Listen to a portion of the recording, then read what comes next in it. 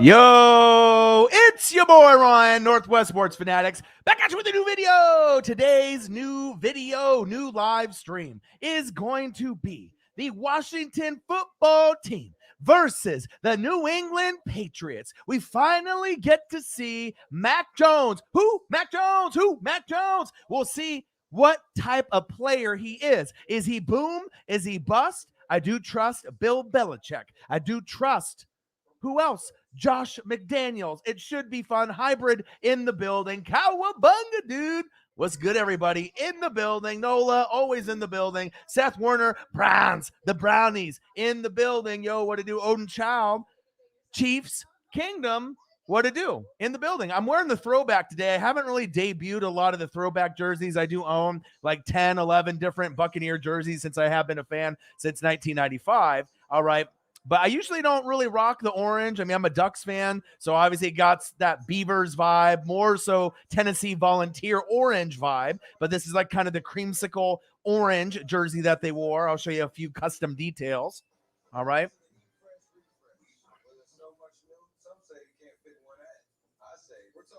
All right, so if you see that, you got the little Tampa Bay 1976 patch. That does not come with the jersey. Obviously, that was like an eBay purchase. Had to take it to a seamstress, have them put it on. That's the Doug Williams, obviously, you know, from the old school era, late 70s, early 80s. This one is a 1982. So obviously, it's going back to that old school times when the Buccaneers started off as the Yucks. Steve Spurrier was quarterback, but they ended up making the playoffs just a few years after their existence. I think they played the Rams, Philly, somewhere in that general range in the, kind of the late 70s, early 80s. So they had a couple good teams. Could have had Steve Young and Bo Jackson, believe it or not, if they decided to stick around. If, Steve Young didn't go from USFL to, Buccaneers to the Niners and taking over for Joe Montana and being the best left-handed quarterback of all time. We could have had that.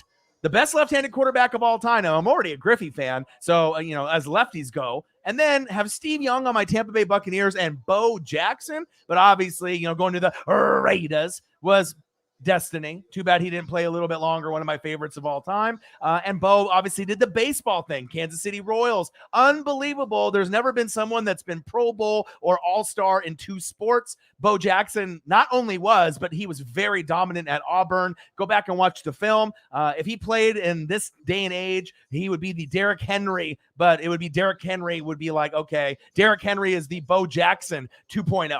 And that's big facts. Jurassic Ninja, bang! $5 a Ryan, you demand. Happy Thursday. Hope you have a blessed rest of your week.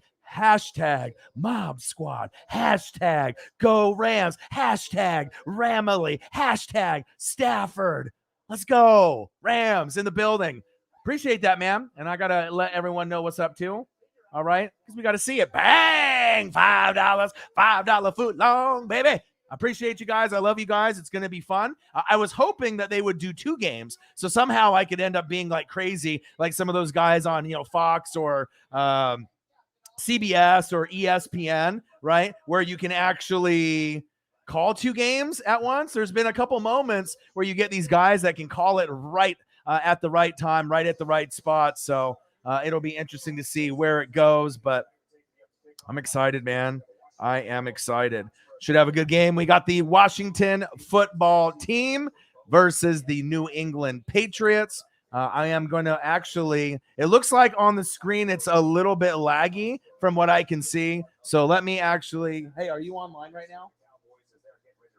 Are you on like Netflix or anything streaming? No? Huh? Okay.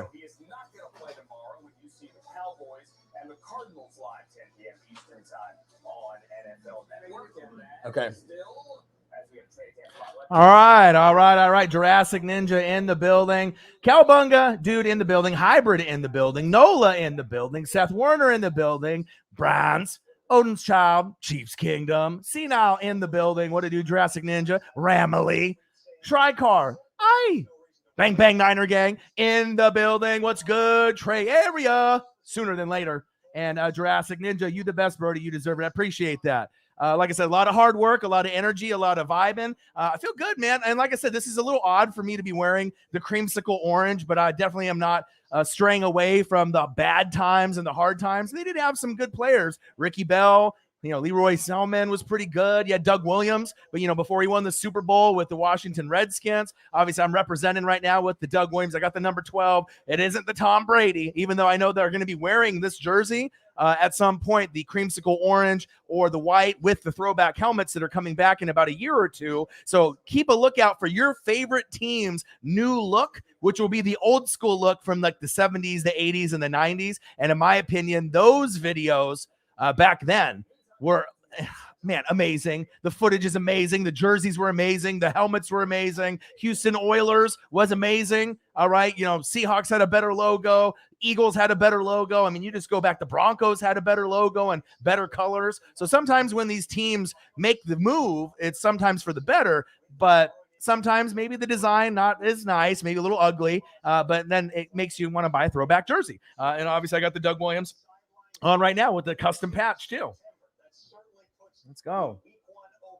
The Tampa Bay 1976 patch. You ain't going to get that on any jersey. And obviously, I love sewn jerseys. That's kind of my thing. I think everyone has owned at least a screen print, to start off a collection. Or if you get an authentic jersey that's a screen print, nothing wrong with that. They cost $100. They're fucking expensive. You want to get a jersey collection, you're looking at like $100. Right? For like a screen print, 100, 110, customized, whatever, right? Then you get the mid-level jersey. It's like 150 to 180 where it's sewn, for the numbers and obviously on the nameplate on the back, fire. And then if you want the authentic jersey that's not from China, Korea, Japan, some knockoff on OfferUp or eBay that's fake, right? The real ones cost like 300 plus. You want a custom one with your name on it, Northwest Sports Fanatics, Smith, Jensen, Robinson, whatever your last name is, you can get those. But I mean, you're talking 300 plus. So if you end up getting a sewn jersey and it's not from NFL Shop or someone that you can trust on eBay, chances are it's fake. And a lot of times fakes, I have a couple, obviously, not on necessarily purpose,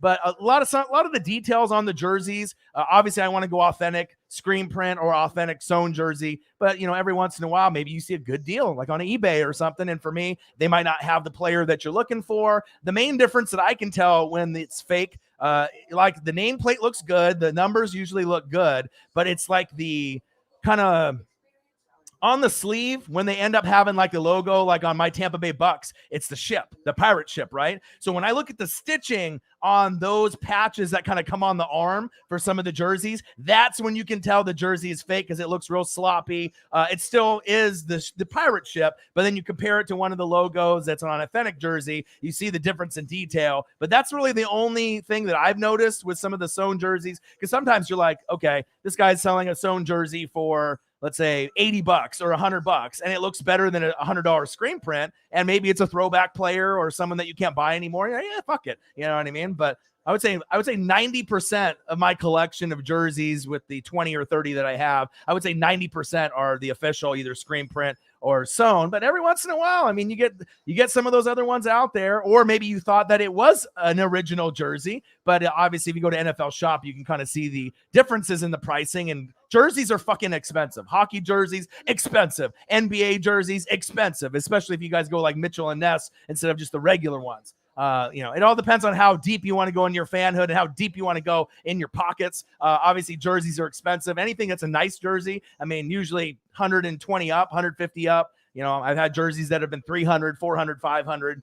But Mitchell and Ness's, unless you're super rich, you can't be living that life all the time unless you're like some kind of rapper or some kind of rich person. Maybe I can get there one day where I can have just a closet full of Mitchell and Ness. That would be the dream come true. But I appreciate every single one of y'all. As you can see, it's Gillette in the background. I've been obviously working and playing around with a few different backgrounds, and I thought, I could do like the regular setup when I'm in the studio, but this year I want to have fun. This year I want to be able to bring out different backgrounds, different guests, different co-hosts. We're going to have fun with it. So that way, almost on every stream, you don't really know what you're getting. Are you going to get the regular background? Are you going to get something that I'm going to end up doing specifically for just the show? Saw this one and I said, you know what? This is a pretty good photo of Gillette. Let me kind of move here.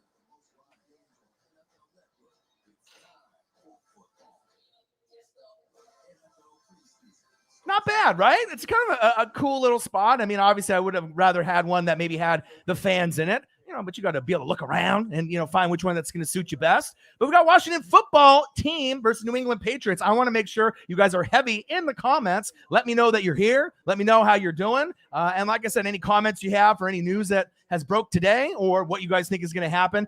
2 games on, you got the Steelers and the Eagles. God, I want to do that one too. I wish they could have both of these on and I could actually call both at the same time. Play-by-play in color is hard, let alone doing one. But I tell you what, if you give me 2 TVs, I can do it. Some of them have to be at a commercial break or fucking in a timeout, and I can go to the next one. Because I don't know. Not a lot of people get excited about preseason or NFL, but as you know, NFL is everything to me. 365, 24/7. I don't care if it's preseason, training camp. I don't care if it's flag football, whatever. I'm watching it, and I absolutely love it. So you got the Washington football team, all right. Chase Young, we already really know that this is the best team in the NFC East. They got the most balance. They got the best defense. Chase Young, enough said. All right. And then on the offensive side, sleeper. Ryan Fitzmagic will play good. I believe that they will go to the playoffs this year. And then you got Scary Terry McLaurin, top maybe 13 wide receiver with an ability to maybe get into the top 10. Scary Terry McLaurin is actually that damn good that we might be saying and considering him around 9 or 10 by the time the season's over, depending on how many touchdowns, maybe over 10, over 1,000 yards receiving for sure. You got Curtis Samuel from the Carolina Panthers coming over too. So, and they got nice little weapons, Logan Thomas at tight end. So they got a lot of guys that are slept on. I love Antonio Gibson at running back too. I do a lot of research and film study on all the teams, so I like to break it down. Washington should be able to do it. If they don't, obviously Dallas has got a great offense, defense kind of shaky. Eagles kind of in rebuilding mode. We'll see what Jalen Hurts can do against the Steelers today. I'm really excited about that matchup. I want to see highlights at halftime or some live look-ins. Please, NFL Network, if I was running shit, that's what I would do. And then obviously we got this game with the Washington football team versus New England Patriots. We get to see some Mac Jones. So I really wanted to be able to see these main guys like a Devontae Smith and Mac Jones. You want to see the rookies because that's really what training camp and obviously preseason is. It's rookies, rookie development, and then if you've got a guy that might be like a third string wide receiver that could make it on a team, a great example for me is Kenny Golladay. I saw him a few years back when he was in preseason where he was like, just the new guy. And I was like, God, this Kenny Golladay is kind of good. And then all of a sudden, boom, he took off when he came in and he's gotten better and better and better. But I always look for those guys, or if you remember when Danger Russ was battling it out with Matt Flynn from Green Bay. And then as soon as Russell Wilson, Danger Russ came in the preseason, you're like, yep, that's the guy I remember in the Rose Bowl against Oregon on Wisconsin. Yep, that's the guy on NC State. That could be the next, Drew Brees for the short quarterbacks and be dominant. And there you go. It is what it is. But let me actually acknowledge everybody in the room here before we end up going in. Hybrid in the building. Cowabunga Dude in the building. Nola in the building. Seth Warner, Browns in the building. Odin's Child, Chiefs Kingdom in the building. Odin's Child, one of the number 1 supporters of the channel. Chiefs Kingdom in the building. What to do? Senile in the building. Jurassic Ninja in the building. Bang! $5. Donations. Thank you. He said, Ryan, 100, fire. You the man. Happy Thursday. Hope you have a blessed rest of your week. Mob Squad, go Rams, Ramily. Try car, rise and dread. Bang, bang, Niner gang. What to do? Jurassic Ninja knows what's up. So you, the best, Brody. You deserve it. Appreciate that. Your boy's putting in a lot of time, a lot of effort, and I always acknowledge everyone. Message from a Golden Eagle. My dude, one of the mods. What up, Ryan, NWSF? No names. Versus Patriots. Lame. Gonna watch my birds instead. Well, obviously, if they had the Eagles and the Steelers game on, you don't think I would want to fucking watch that? Of course I want to watch that. I want to watch both at the same time. Want to see what these two teams are going to do because the Eagles could make the playoffs just like the Steelers, but in reality, both teams may miss the playoffs. And I think that, Eagles fans, whether they want to admit it or not, that's a possibility, right? And with the Steelers, they're very confident that they can win the division. I don't think so. I think Cleveland and the Ravens have a better shot to be at the top. But when you have Big Ben and maybe Najee Harris goes off and gets Rookie of the Year and really dominant, maybe gets, 15 touchdowns, 20 touchdowns. The offensive line is not good. And they got weapons on the outside. Chase Claypool, Deontay Johnson, Juju Smith-Schuster, Big Ben's old ass. All right. But no more Bud Dupree. You got TJ Watt. You got weapons, but I don't know. It just seems like this is it. You're getting kind of the end of the line for the Steelers until they get that next quarterback. So I want to be able to kind of evaluate all the guys on the roster. Melvin Ingram joined the roster. Stud for the Chargers. Wish he was still there. Lost a few guys in free agency, but, being able to get in there with TJ Ward, I could see that they could be successful. Definitely excited about that progression. And then Devontae Smith, Jalen Hurts. I can go on and on and on. Fletcher Cox, who I want to see on the Eagles, Steelers. But this one, Washington football team, obviously, if Chase Young's out there, yeah, baby, give me some Chase Young. All right. But I'm really wanting to watch Mac Jones. Who? Mac Jones. Who? Mac Jones. A little Mike Jones reference for some of y'all. You might know what I'm talking about. You might not know. All right. Look it up. But Cam Newton and the Washington football team. Is Cam the guy? Is this an MVP Cam season? Is it? All right. Or is it Mac Jones, mac and cheese? Is it his time? I think one thing that people don't really realize, Mac Jones is super intelligent. We're like genius level and like super. So Belichick wanted him for that reason. Yeah, there's other guys like, Justin Fields that might have more athleticism. But I think with Belichick and Josh McDaniels, they look for the intelligence. This has to be your number one trait. It's not if you have six-pack abs. I mean, ask Tom Brady. You know what I mean? You don't have to have the best physique or the strongest arm or, the pecs and the legs. You don't have to have that one look, right?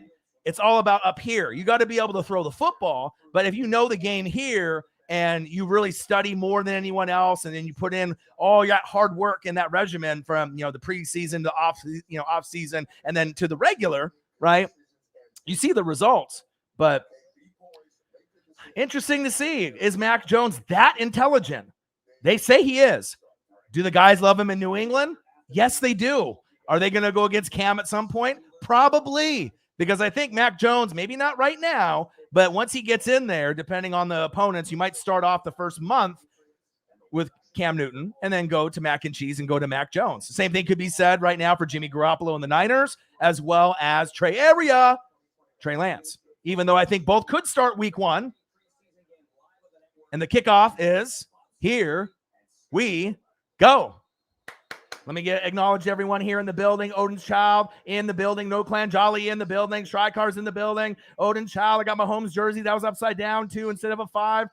You get what you pay for. Brittany, my girl, in the building. Let's go, Pats. LMAO. Go Cups in the building. Amber in the building. Brute Satan in the building. Odin's Child. Bang. Zini Panini in the building. Bang, bang, bang, bang, bang. She said, let's go, Pats. And then we go to the next one. $10. Chiefs Kingdom, the number one supporter by money and donations in the world. Odin's Child. Chiefs Kingdom in the building. First down and 10, shotgun set. What are we going to get from the Washington football team and the New England Patriots? Shotgun set. Fitzmagic actually in the game. Handoff, Antonio Gibson. Those are guys that I really love. I've always been a big fan of Ryan Fitzmagic, and if he ends up making the playoffs, I believe it'll be the first time in his career. Think about that. So the motivation, Dak staying healthy, Jalen Hurts and Devontae Smith getting that repertoire going, Quinn getting the defense for the Cowboys, Giants, is Danny Dimes the guy or not? Joe Judge is just fucking push-ups till you die, 4 guys quit. It's not going to work for everyone, right? But if you look at the roster, who's got the most motivation? Might be the Washington football team, even though Dallas wants to win with Dak and they're desperate. Jerry Jones says, I'll do anything to get to the Super Bowl. This Ryan Fitzmagic, though, it's a story. Woo, baby, what a throw. First down, Washington. And what are we going to call them? The Red Wolves? I kind of like that name the best. Ryan Fitzmagic getting great protection up the middle, threading the needle. Anytime it's going to be scary, Terry McLaurin, okay? Or Curtis Samuel. These guys are going to score touchdowns, a lot. Fitzmagic on this team is actually beautiful. I can see this team winning anywhere between 10 and 13 games.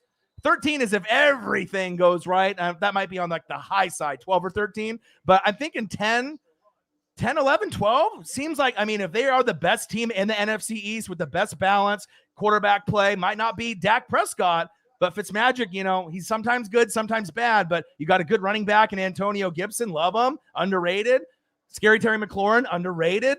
Probably a top 12 wide receiver in the game. Sometimes plays like a top 10. They got weapons. Defense is amazing, too. That's the best part. Fitzmagic, hands off. Shake and bake, spin move. Put him in a spin cycle. Nice coverage by New England. Appreciate all you guys very, very much. Matteo. He said, man, you're fun to listen to. Thank you. Brittany in the building. Yeah, it was like 105 here. We got off early at the warehouse job. We unloaded like 5 trailers out of 7. Fuck. If you're inside a trailer and you do any work at UPS, FedEx, or if you work at a warehouse, yeah, respect to you. But at least they care about us and let us go. But I do think this is a great question. Brittany, my girl, New England Patriot fan. Handoff up the middle. Nice coverage by New England. The heat and humidity going to be a factor. For those who don't know, it feels like 107 today on the East Coast. Fucking A, man. Nice tackle by Judon. Brute Saint in the building. Memopolis in the building. Cyberpunk 53 in the building. TN Jose in the building. Fujian Resemble in the building. Senile in the building. The Last Saint in the building. Amber M in the building. Uh-oh, look at this. Bang! Cyberpunk 53, $20. And he doesn't even put a message. He already knows your boy appreciates him tremendously.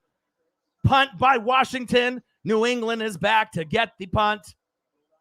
Fair catch symbol as it rolls into the end zone. Cyberpunk 53. He said, I don't even need to put a message. He already knows I appreciate him and he appreciates me. $20. Not from a credit card. All right, not from your mama's credit card, from a debit card. That's love. You smash the like button, love. You smash it upside down, negative. That's your prerogative. Do what you do. It helps me, okay? Smash the thumbs up. You want to dislike it? That's your opinion, okay? Subscribe to the channel. More love. Thank you, right? Always in the videos, always in the live streams, and then the donations. The most extreme part of showing love back to an individual or individuals on a channel, you can have 1 million subscribers, 100,000, 50,000, something big, right? You can have 1,000 people in the room. But if you look at the amount of the donations that certain YouTubers get and certain YouTubers do not get, I would rather have less people in the room and they show so much love individually like this. I mean, some people can get like $1 donation and that's awesome. I mean, anything that you get from a fan, I don't give a shit if it's 1 penny. That is, you say thank you, and that is something that you appreciate, right? And then you get into the big amounts, the 5, the 10s, the 20s, the 25s, the 30s, 35, 40, 45, 50, 55, 60, 65, 70, 75, 80, 85, 90, 95, 100. $100 donation. You know, it's just crazy. It's just so much love, and I appreciate you guys very much. But that's swag right there if I've ever seen it, right? Everyone else puts a message. Hello, Ryan. Niners are the best. You know, you guys suck. Buccaneers suck. Orion, you suck. You know, Cyberpunk 53 with the emoji, as you can see, $20. No comment. I mean, what a G, dude. Thank you so much. Appreciate you. Good luck this season. You guys are the best Fanatic family a guy could ask for, the best on YouTube. And at some point, you know, it'll be the cool thing to do. And what's that? Subscribe to my fucking channel. If you want NFL coverage, you want to be entertained, you want the best fans in the chat in NFL circles, period. The best chat, let me say it again, in the Fanatic family out of all NFL circles. You can go to all the other, you know, different YouTubers that are out there, but you're not going to get a better fan base than this one in here. I always love it when new people come in too, and then they realize, you know what? I really fuck with a lot of these guys or girls on this chat room. I mean, there's fans from all over, from the West Coast, you know, here in Oregon, 503 representing, to all the way to the East Coast, Australia, Canada, all over. But obviously we know NFL is very big in the United States, as we got Gillette behind me in the background. But now we get Cam Newton. Some people would say Scam Newton. Now, would Brittany say something like that? No, because she is a New England Patriot fan. But let's see her opinion about Mac Jones or Cam Newton. Cam under center. Handoff up the middle. God, Washington is fast. Washington is, boom, so fast. So fast. I mean, if you look at their D-line, I love my D-line. Let's not fucking forget one thing, okay? I got JPP. I got Shaq Barrett. I got Ndamukong Suh. I got Vita Vea on top of Devin White and Levante David right there being fast, okay? But as far as the youth movement is concerned with Swed and Chase Young and company, woo!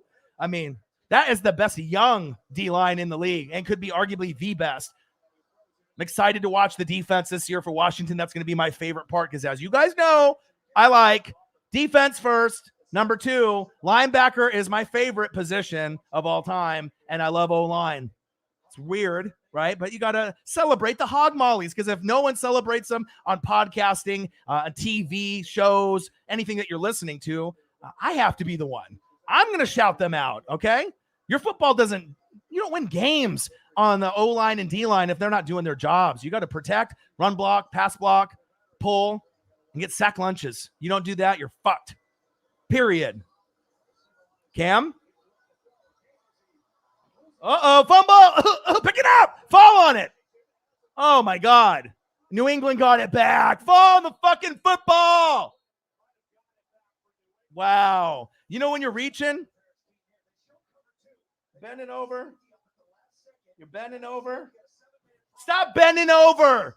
Fall on the fucking football. Why are you bending for? Like you're trying to get oranges out of a fucking paper bag from the grocery store. Fall on it.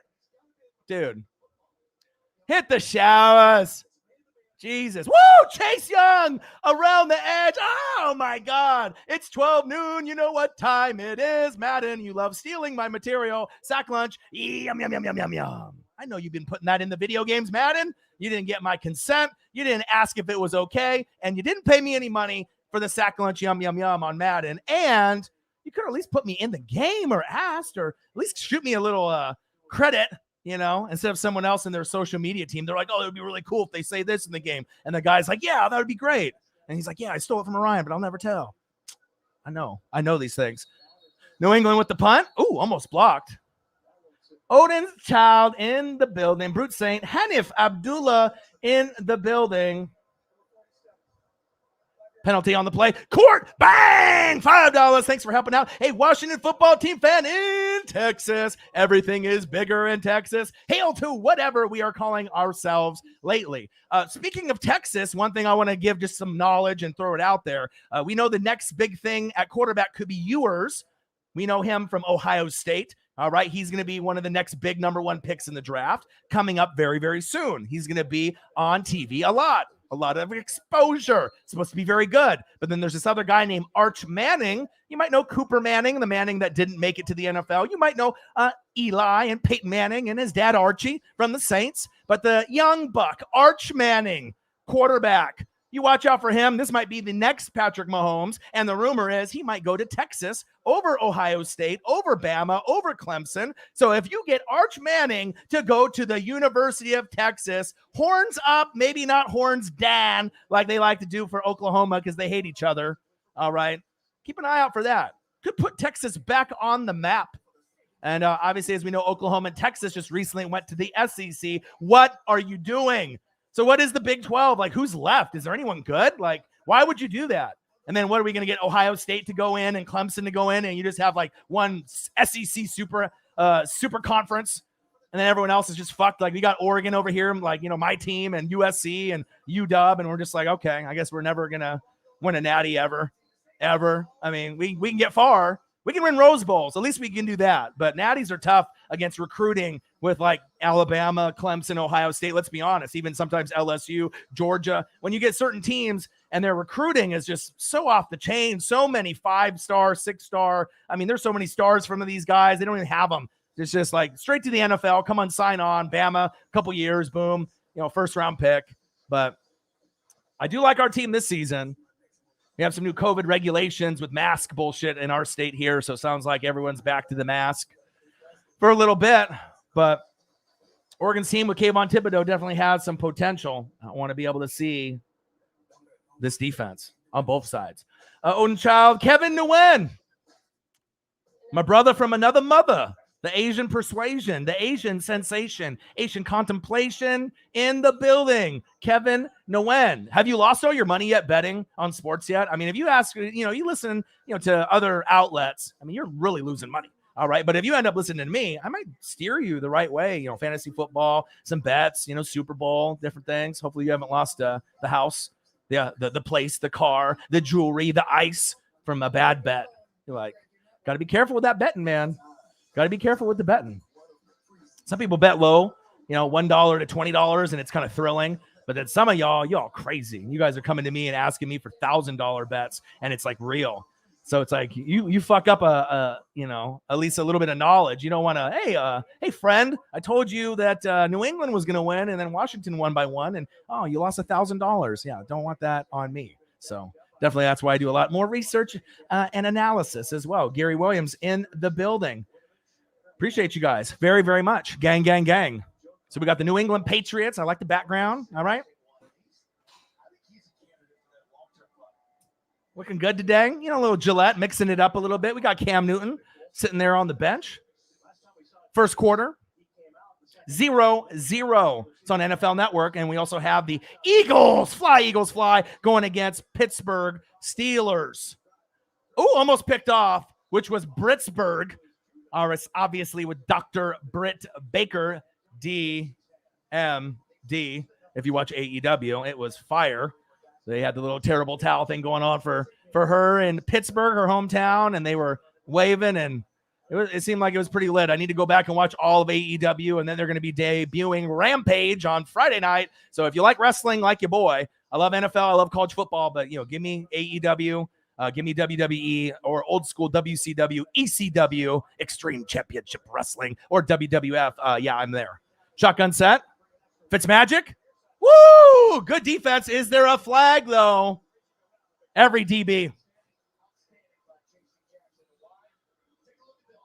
Always with the no good, incomplete, and then the pose. Look at, he's wrapped all over his ass. Look at what is he doing? What is he doing? Taking his date to dinner, arm around. I mean, these DBs, safeties and corners, they always hold. I mean, obviously you get the wide receivers pushing off, but they always have that offhand, like Manti Te'o, the invisible girlfriend, you know what I'm saying? Right? You get me? The Manti Te'o, you get me? They're always holding on the side of the guy. I mean, of course you can get good. Oh, what a grab. First down, Washington. Move the chains. But you're always grabbing and holding. So, I mean, you could literally call it on every play, but always draped all over him. It's very rare. And if a guy is not on a guy, because he probably got fucking burnt. You know what I mean? That's facts. Rip New Jack. Absolutely. Love me some AEW. Rob Van Dam, Mr. Monday Night. Sabu. Okay. ECW. New World Order. New World Order for life, brother. Handoff up the middle. Good defense by New England. New England's defense should be pretty good. A lot of people are writing them off of not making the playoffs. I would say that they're not going to win, the AFC East. We know the Buffalo Bills got that. But as a wild card team with 10 wins or more is possible. It really depends on Mac Jones's development and Cam Newton and what kind of football we get. But the defense should be better. Offense should be better. This team will be better than last year. I still think that the teams like the Chiefs and the Browns and the Bills and the Titans could probably be better, Ravens included. And then you got like the Chargers and New England and Miami kind of jockeying for maybe those wild card spots. And that's big facts. Best of the NFL, top 100. They get it wrong every year. I'll do a live stream. We can watch it together and react and laugh. NWSF Chain Gang in the building. The best in the business. NFL coverage, right here. You want the knowledge? Right here. And the coverage and the dedication and the passion and the best fans for the NFL by the people, the Fanatic family. You guys make it always fun. Put in a lot of hard work. You guys show much love with coming in and smashing the like button and sharing the channel, donating to the channel. Appreciate every single one of you guys very, very much. Much love. NWSF for life, brother. All right. So hopefully we get some scoring in this game. I knew it was going to be kind of like a grinded out type of game. And I hope they do some live look-ins of the Eagles as well as the Steelers. I mean, if they could show both, like it gets me upset when I watch preseason or regular, and if they have like two fire games that are on at the same time. But I can always update what I see with my ticker too. I can always do that. So let me go through here. So 1 second. Obviously, we're still 0-0 here. But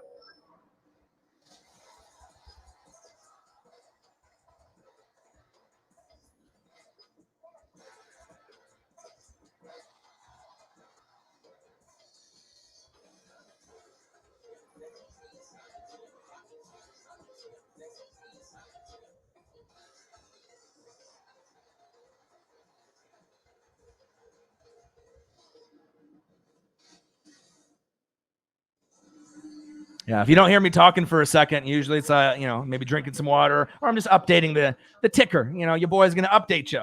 3-0 Eagles over the Steelers at home. Najee Harris would be the one to watch in that game, as well as Jalen Hurts, depending on how much time. That is what you want to watch, okay? And then here it's Mac Jones, hands down. Matt Payton in the building. What to do? He said, "How can the Seahawks refix their offense this year?" They're not. It's probably make or break it year for Pete Carroll and John Schneider, GM. DK's great. Tyler get to the door and Lockett is great. Carson's great. Danger Russ is top 3. But the offensive line is booty. And the defensive line is booty. And they'll still make the playoffs with all that being said. Them or the Cardinals for the 3rd team in the NFC West.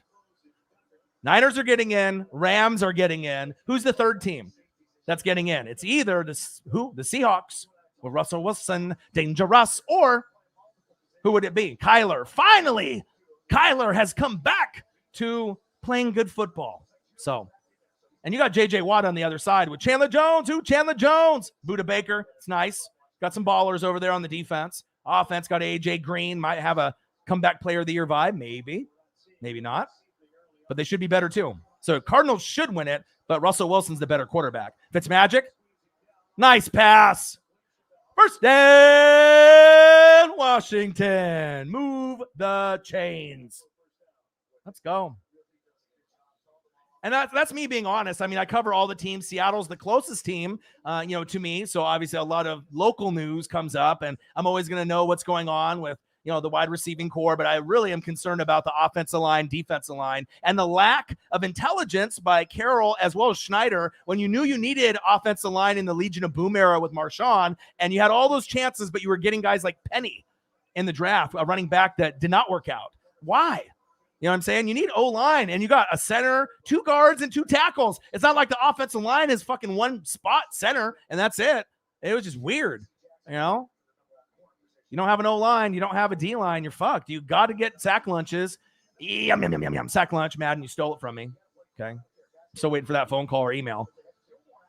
Created that shit. All right. And then the offensive line, you got to be able to pass protect, run block, pass block, pull if you're elite. Things to watch. Watch a game from a different perspective. Fitzmagic, nice screen pass. Like if you watch a game normally like quarterback and your eyes immediately shift to running back, tight end, take some time and watch the game from offensive line only. Like just watch them play like 10 plays straight and don't look at the quarterback or the running back or the wide receiver. And then you start noticing shit that you never noticed before. Who's athletic, who's got good feet, who's got the hands, who's got the spin moves, who can pancake, right? And then who can pull. It's interesting, and seeing the teamwork that goes on the O-line because nobody really looks there, but I do. That's where I look first. And then I switch my eyes quickly to, quarterback if he's getting sacked or fucking killed out there, and running back protections up front for blitzers. Fitzmagic's throwing motion looks kind of fucked up today. Is he injured? That looked really stiff and ugly. Hopefully it gets a little bit better. I mean, he is a little bit older. Motherfucker's got like 10 kids, like, just like Phillip Rivers. I mean, you got 2 starting 5s. That's a lot of kids. All right. Smart guy, though. Fitzmagic went to Harvard. All right. So when you have an intelligent quarterback, I definitely could see how this would work for Washington. And it is the choice that, as of right now, I think this is should be the most favorite team to win the NFC East. Washington should be at the top of the list. Dallas has some issues on defense. Dan Quinn is trying to correct them. Defense is horrible. It might be bad or average. Field goals up. And it's no good. Field goal kickers have been horrible this preseason, as well as extra points, and that's not a good look. I mean, people really sleep on kickers. You got to have a decent top 10 kicker to be able to win, big games in the playoffs, big games in the regular season, as well as you're going deeper in your, playoff push. Because you don't really think about it. Extra point, it would be 6, and you're getting 7. So you're getting 3 or 4 of those if your team's good, scoring like 3-4 touchdowns, right? So that's 4 points. And then usually a couple field goals, like maybe let's say 2. That's 6 right there. So you could be getting like, your kicker could be 10 points responsible out of maybe like 28 or 30. Like, it's a pretty good chunk. So you don't got a guy that's reliable, you're fucked. And we've seen kickers struggle. Audible at the linebacker position, it looks like. Communication by Washington there. Cam Newton, play action. Steps up in the pocket. First down, New England. Patriots move the chains. Brittany in the building. Odin Child in the building. Amber in the building. What to do? Hope everyone's having a fantastic holding call on the defense. But I hope everyone's having a fantastic Thursday. It's almost Friday. Make sure you guys subscribe to the fucking channel. Smash the fucking like button. Donate if you can. Cash App, $ORION-NWSF. Or the YouTube Super Chat. And if you're looking for merch, Northwest Sports Fanatic merch, link is below every video on the YouTube page. Follow me. Facebook, YouTube, Twitter, Instagram, NW Sports Fanatics. You guys are the best fans on planet Earth. Nice run by Harris. Still first quarter, 0-0. Let's get some points on the board. And even though some people don't like preseason, I really do. I don't give a shit what it is. It's like I just love football so much. If they had high school or other stuff, if they had like Arch Manning on high school like film that I could watch, I would do that. Ewers, give me some tape on some high school or some college. I mean, I just want to watch football. Ooh, nice run up the middle. Woo! Nice run up the middle. First quarter, he said Seahawks are the bottom of the barrel in terms of the trenches. Yeah, and it's just weird to me because they could have built something special. They could have had some Orlando Paces, some more Hutchinsons, Walter Brown. I mean, they used to have two of the best offensive linemen that have ever put on cleats, both on the left side. You might have heard a guy named Sean Alexander. He benefited from it. If you run for 1,500 or 2,000 yards, chances are you got a couple elite offensive linemen. Nice, break that tackle. Woo! First down, New England. Jonnu Smith. Had him in fantasy. Tennessee Titans, very underrated. Should have a big year. Hunter Henry is injury prone, so look for Jonnu Smith be the new Gronk, the new Rob Gronkowski. He's big, he's physical, he's got good hands, and you saw it. He can break a tackle, and he's athletic. I had him on fantasy football with like two other tight ends, and he was a top 5 tight end all year. Ryan Tannehill is very underrated. Like I tell you guys, A.J. Brown to me is like right on the cusp of being a top 5 wide receiver. Same thing with Justin Jefferson. CeeDee Lamb is going to have a real breakout year, and Jamar Chase will be great. But Jefferson, though, A.J. Brown as well. First down, New England. Move the sticks. Move the chains. James White. It's going to be a fun year. This is going to be a fun year. A lot of people hopping in with your boy, guest host, different backgrounds, different noise, different vibe. The chemistry, it's going to be amazing. I mean, if you come on here and you're not entertained watching a football game, I mean, I don't know. We got the best fans on planet Earth. It's just pure comedy in the chat, for real. Handoff. Go, go, go. Hit the edge. Woo, nice stiff arm. Birthday, New England. Okay. Holding on the offense. Bring that shit back. Woo. Let's go. Appreciate every single one of y'all watching. Make sure you guys subscribe to the channel. Smash the like button. Donate to the boy if you can. And if you can't, it's okay. But if you could end up sharing, the channel information would be great. Trying to get over that 20K hump. Once we hit 20K, I'll do a jersey giveaway, maybe in a hat or t-shirt. Nice jersey if possible. Kind of going for that Sewn 150 jersey, the middle one. Not screen print, but not the one that's 300, but the one in between. Be a nice little giveaway prize. I think we need less than 300 to be able to hit that number and obviously go well past the 20,000 mark to the 21, 22, 25, and 30. That's the goal. 50 and then 100. Nice toss, Harris.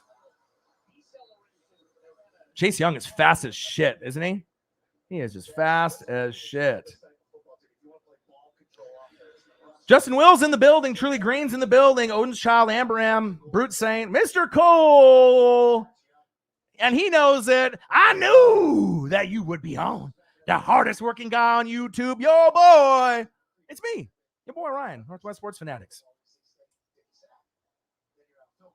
Man, lots of hard work. Appreciate you, my guy. Mad love that I have for the fans. Best fans on the internet, period. Don't get at me. Oh, nice throw. Nice catch. White with the reception.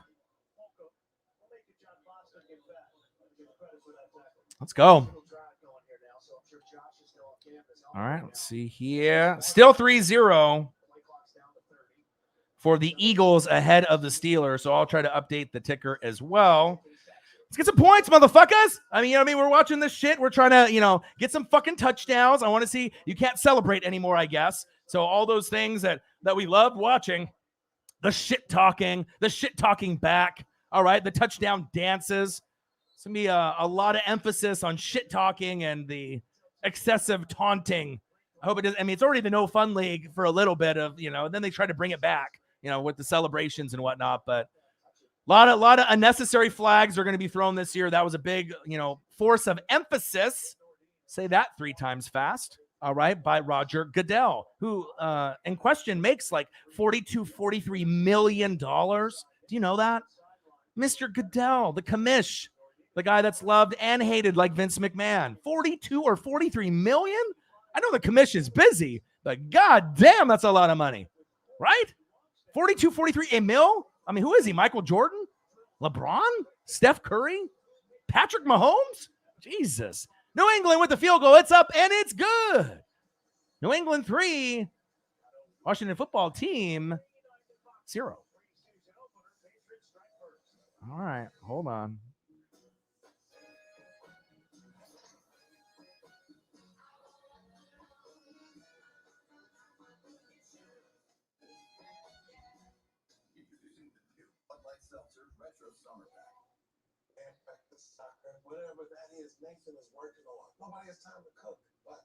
All right, updating. Always updating. Let's go. Bang! Otis Child. Not $1, not $2, not $3, not $5, but $10. What a generous donation by my boy, Chiefs Kingdom, the #1 supporter on the channel. See anything you like in Chiefs camp this season, bro? NWSF for life. I've seen some big movement from some of your offensive linemen. The 6th rounder looks good for the Chiefs. He's making waves, obviously, in Chiefs camp. I know Lawrence Duvernay-Tardif got hurt. Remember when I told you, not to, jinx you, but remember when I told you I thought the Chiefs offensive line was going to get banged up, regardless if it's Orlando Brown or Joe Thuney, or Kyle Long, who already got hurt. But I had a feeling that throughout the season, the names are there and the offensive line will be fantastic. Chiefs should make the Super Bowl, but they are going to have some problems keeping their offensive line healthy. How do I know this? Is because I have ESP and I can see the future. But hopefully it's not season ending for like an Orlando Brown or Joe Thuney. But I think there will be some struggles. But obviously the offensive line, you're looking at the Chiefs camp with everything with Mahomes and company. Tyreek, Kelsey, Honey Badger, always being the leader that he is. He's one of my favorite players. You could argue he's one of the best safeties of all time. Probably the best college tape out of any defensive player of all time besides Deion Sanders. YouTube highlights for days. Honey Badger, it was like Charles Peanut Tillman, always punching the football out, always scoring, had a knack of the football and getting into the end zone like Ed Reed and Troy Polamalu as well. Sean Taylor kind of rings a bell since Washington is the team that we're watching right now. Had a mad love for him from the U. Got his life ended too soon by robbers, going into the mansion. Always known as not only one of the best Washington Redskins of all time with Darryl Green on the defensive side, but one of the best safety corner, one of the best overall secondary players ever. Go back and watch a Sean Taylor tape. That's also very, very exciting. I love to watch tape of all the legends. Doesn't matter what team they're on. Mac Jones is going to be in the game quite a bit. I think that, Mac Jones, they don't want to rush him, but I think you're going to win more games with Mac Jones. Yeah, he's going to make mistakes, but I think also with Justin Fields, Trey Lance, Trevor, Zach are going to get the initial starts right out the gates. But I think that all these quarterbacks can be successful where they're at. With Justin Fields, I'm not really big on Nagy, but I mean, if he's Justin Fields from Ohio State, he will be good and he'll be fun to watch, right? Mac Jones, not the greatest athlete, but he's super intelligent to make up for the arm and maybe the decision-making, getting the toolage and the knowledge from McDaniels and Belichick. That will work. You can run RPO with Cam if you want, and then do traditional, shotgun set or under the center with Mac Jones. Facts, right? Trevor is the future of the league. He's going to make mistakes, but he's going to ball out. And then Zach Wilson has maybe the most potential, strongest arm, the Josh Allen factor, as you were to saying, right? But he's on a team that's not very good. Elijah Moore just got hurt. A lot of hammies and a lot of injuries. Rashad Bateman got hurt as well. You don't want to see these rookies that are really going to be depended on heavily. Like Elijah Moore could be like a fantasy football superstar. I mean, he's going to be maybe Zach Wilson's #1 guy. I mean, the best guy they had before was Jamison Crowder. All right, but I'm really looking forward to the rookies. Facts. 3-0 New England. Still in the first quarter. Looking. Nice little check down to Gibson, I believe. First down. I want to say Redskins so bad, but I can't. Football team should be the Red Wolves. Appreciate you guys, man. I can see it now. KC going to be the highest flag team for taunting. Mr. Cole, who is a Chiefs Kingdom member. Man, Tampa Bay, I hope we got the discipline, though, with our guys. So I know some of them, like AB, might go crazy. Maybe Mike Evans or Godwin. Gronk dancing around like a fool. But Brady, after a while, if we get flagged for it, BA and Brady will just yell. And obviously they'll get some results. So, but it's kind of fun, part of the game. A little taunting, a little shit talking.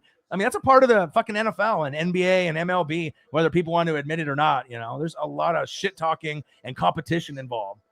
Let me see some fucking touchdown dances. Let me see some celebrations. New England 3, Washington football team 0. Hope everyone's having a fantastic day. Oh, let me update the score. One sec, guys.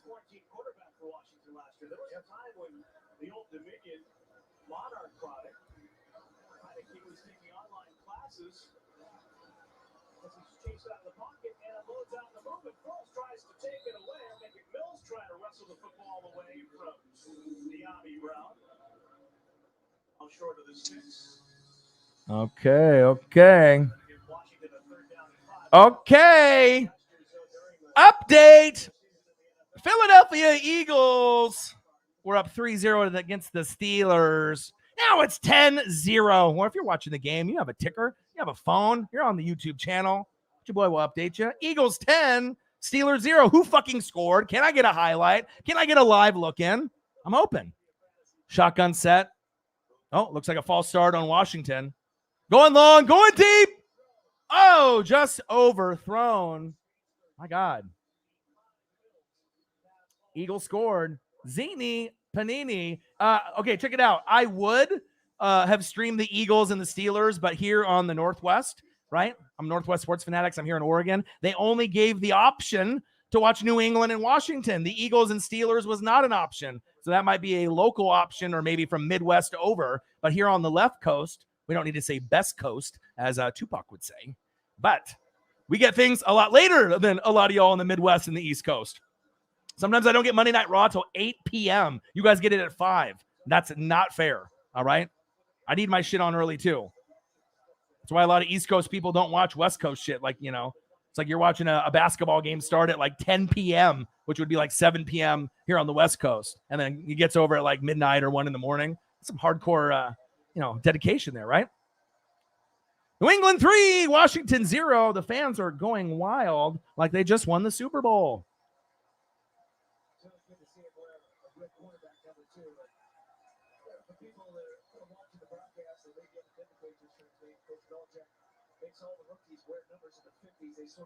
Okay. Mac Jones, who? Mac Jones. A lot of people hate on him. Calvin Griffin hates him. He's a Bama fan. All right. So, you can be critical of certain guys. And I don't think Mac Jones would succeed on his own, even though he's super intelligent, just anywhere. It had to be New England or the San Francisco 49ers. Same thing goes for Trey Area, Trey Lance. I don't think necessarily they're going to succeed on any team, but if you have a brainchild as Belichick and Josh McDaniels, two of the best at their respective OC and head coach in all time, even though Belichick's got some black eyes with some questionable cheating. No, cheating. Okay. But McDaniels is a good OC, top probably 5 OC. You could say top 3. McDaniels knows how to call plays, right?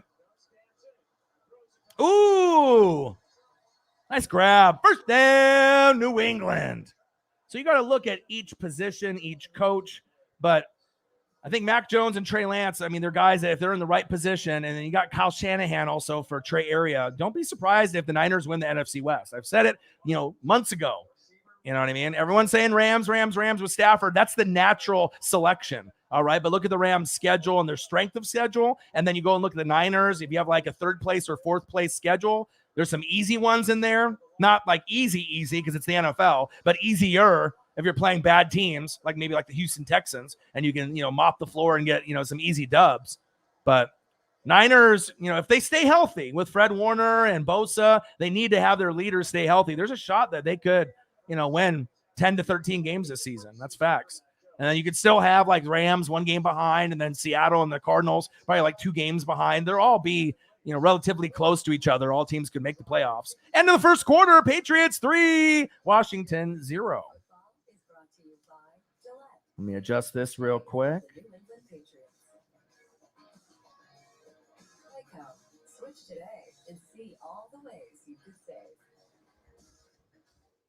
That's about every tool then? Honest question. Do you know what this does? You're making the most of this technology. It's a beautiful thing. As long as you have good internet and your shit works. The new City Custom Cash Card automatically adjusts to where your spending is trending. Verizon launched the first 5G network, and now we want to be the first to give everyone the joy of 5G by giving every customer a new 5G phone. New customers, new 5G phones when you trade in your old ones. Upgrade your phone, upgrade your network. An F-150 isn't an F-150 because of the name on the tailgate. It's an F-150 because it's built for tough, built to haul more, built to tow more, for the people who count on it. Because they know. Okay. All right. It takes brains and brawn to get it done right. Tough this smart can only be called F-150. Oh, snap. I got the Eagles game. Thank you. Thank you. Your boy's multitasking. All right, here we go. 2nd down and 6. Handoff. Hit him with the skirt. Oh, fumble. Do the Eagles recover? Oh, Zini Panini for the win. Let's go. Let's go. Philadelphia Eagles 10, Steelers 0. Who says you can't multitask? I can call 2 games at once. 2 games in the morning, 2 games in the afternoon, Sunday night football. Man, when you do like 1 game, you usually are exhausted. Imagine doing like 2 back-to-back or 3. I've done 3 before. Morning game, afternoon, and Sunday night football. Like 9-10 hours in the chair, all high energy all the time. Not easy. Shotgun set. Probably be getting a lot of Dwayne Haskins and Mason Rudolph. Both kind of garbage options, in my opinion, not to be mean or harsh. Would I want Dwayne Haskins or Mason Rudolph on my team? Fuck no. Those would be the 2. I'd rather have Nathan Peterman than those 2. Like, no cap. Not to be mean or anything, but the Steelers got to get past those guys. Get someone better than Big Ben. Play action fake. Mac Jones. Nice catch. He knows how to move the football. Let's fucking go. I'm telling you, Mac Jones going to be good in this New England offense. All right? Trevor Lawrence will be good with Urban Meyer. Zach Wilson will have his moments for the New York Football Jets. Okay? With Robert Saleh. I love that coach. Okay? Every quarterback. Justin Fields in Chicago. It's going to be fun. Like, those 5 quarterbacks, those are like not even including everything else that we're going to get to see with Najee Harris and Jamar Chase and Waddle.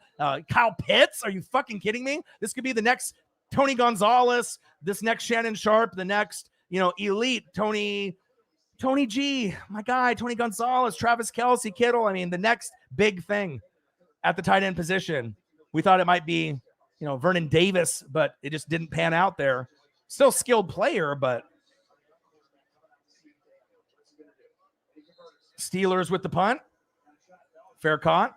As we switch over to another game. Handoff up the middle. Let's go.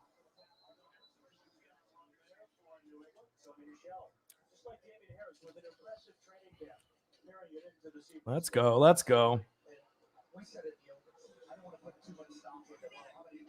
All right. I'm going to try to multitask the best that I can here. Message from a Golden Eagle. Sack lunch. So I'll see if I can. Yeah. Cam Mac. Come on, Brittany. Don't have a Brittany moment right now. Just realize Cam backwards is Mac. Going long. Going deep. Mac Jones. Oh, what happened to my hands? He's got to catch that. Come on. My God. Catch that. Jump for it. Come on. Oh, you got to get that. You got to get that. Right in his hands. Hands team, if he was on it, he no longer is. Today's show is sponsored by Dr. Squash.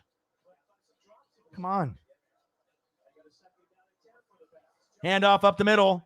Nice tackle by Washington. Man, appreciate every single one of y'all. Hope you guys are having a fantastic Thursday with your boy Ryan and the Northwest Sports Fanatics. Make sure you guys subscribe to the channel. Smash that like button either now or on your way out. Donate to your boy if you can, either on here, Cash App, $ ORION or the YouTube Super Chat. And if you're looking for merch, Northwest Sports Fanatic merch, link is below every video on the YouTube page. Follow me, Facebook, YouTube, Twitter, Instagram, NW Sports Fanatics. All right, so we got New England 3, Washington 0. The other Eagles and Steelers is on commercial, so your boy will try to give you updates as we go.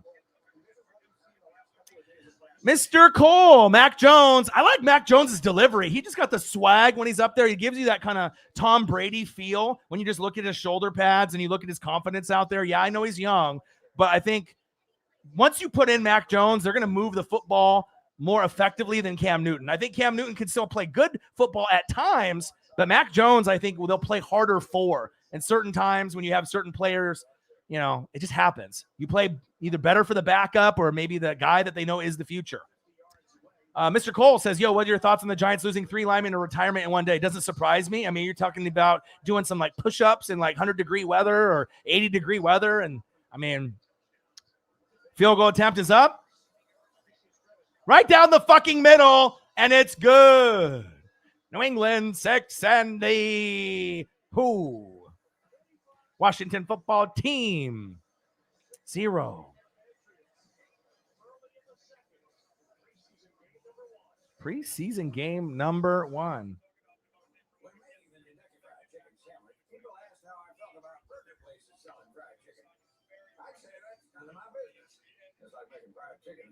Updates. Always got to update the ticker. But I don't know. I think the Giants still could be a good football team. I mean, right now, I feel Washington football team has the best chance to win the NFC East. Will they? They should, based off that roster on offense and defense and who they have, even with some inconsistent play from Ryan Fitzmagic. If he makes it, it'll be the first time in his career, I believe, that he's made a playoff. So that would be a lot of motivation. Dan Quinn, you know, going to Legion of Boom, fantastic. Head coach of Atlanta, garbage. But he can be a good D coordinator. I don't like Mike McCarthy. If Dak can stay healthy, they can win or make a wild card. But I don't know. They're kind of a question mark to me. Giants, I don't believe in Danny Dimes. He's got all the supporting cast. Saquon is back. Defense got better. Wide receivers got better. Galladay from the Lions. Kadarius Toney from Florida. The Gators. All right. So no excuses now. But Eagles, they're kind of on the back end. 3rd or 4th place team right now. Young, lots of talent. But you know, we got to figure out the Zach Ertz thing. We got to make sure the offensive line stays healthy. Got to make sure you get the most out of your defensive guys and maximize Fletcher Cox's window while he's elite still. But anything can happen. But I do like Jalen Hurts. Some people don't like Jalen Hurts. I do. I really do. I think Jalen Hurts and Dak, there's a lot of similarities there.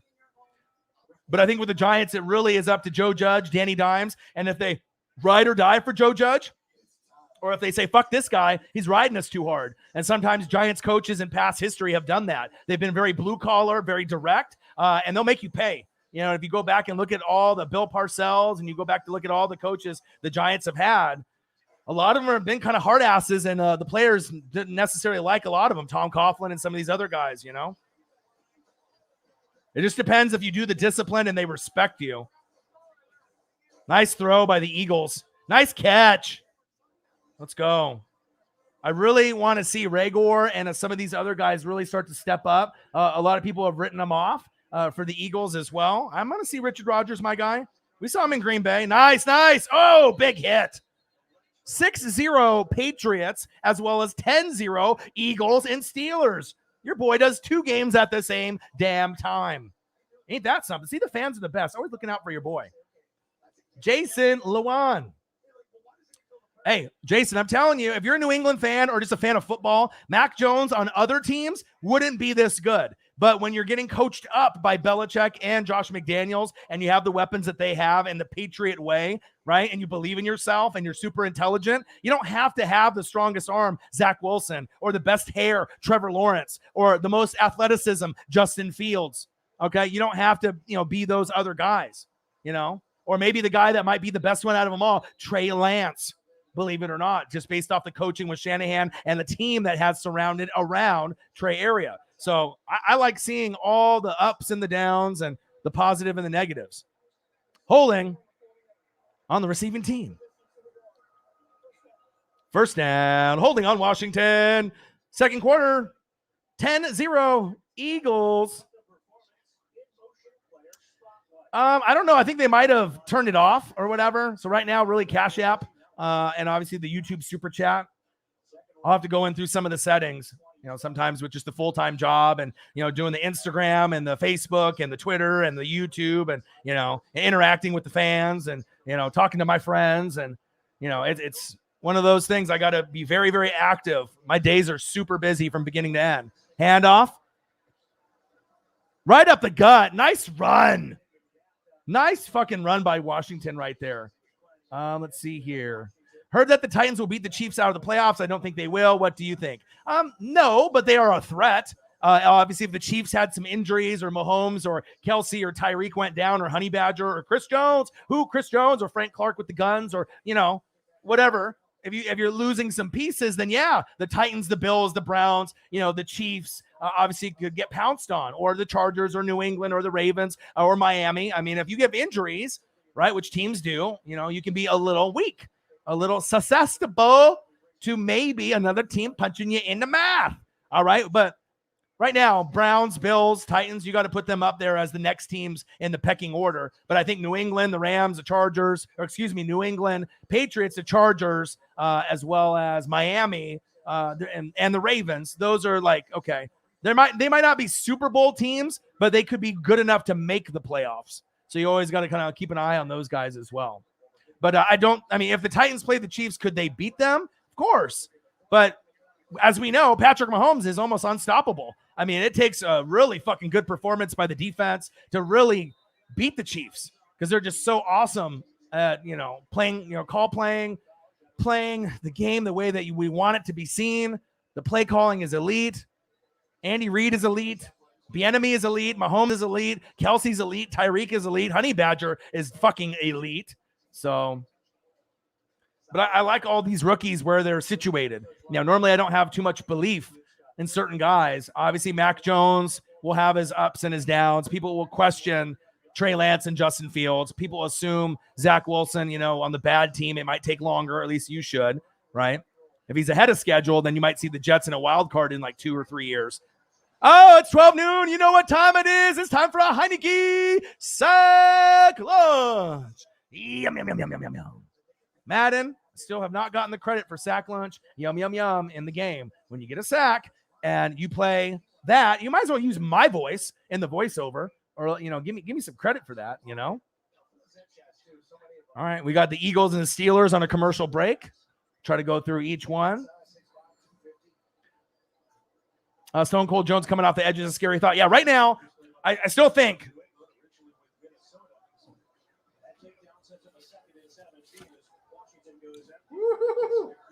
That was close.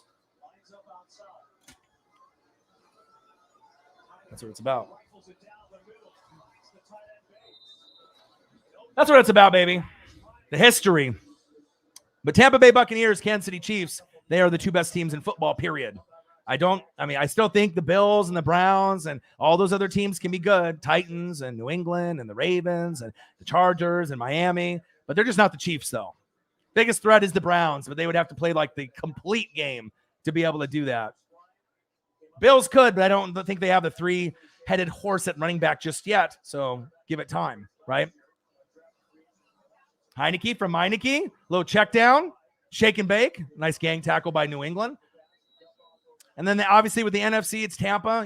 Green Bay, if Rodgers is there, should be great. And then you got the Niners, you got the Rams, the Cardinals, the Seahawks. Maybe a sleeper team like the Vikings. Not a lot of people are talking about. Talk about it. Okay, that's what I'm doing. All right. And then you got a team like the Giants or Washington or Dallas that could make the playoffs, but you're only going to get one team that's going to make it from the NFC East. So who has the most balance? The Redskins, a.k.a. Washington football team, and the Giants. Who's got the best offense? Dallas. Dak Prescott when they're healthy. But I think some of these other offenses could still be pretty fucking good too. All right. Biggest question mark, probably Danny Dimes.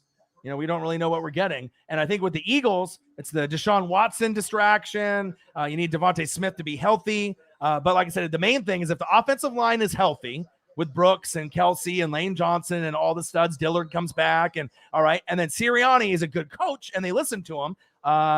and respect him, Fletcher Cox and big play Slay on the back end, you get plays to happen. Maybe the Eagles can be better than 4th place or 3rd place in the NFC East, but it's going to be harder for them to go to the top than maybe some of these other teams, just with some of the holes they have on their roster.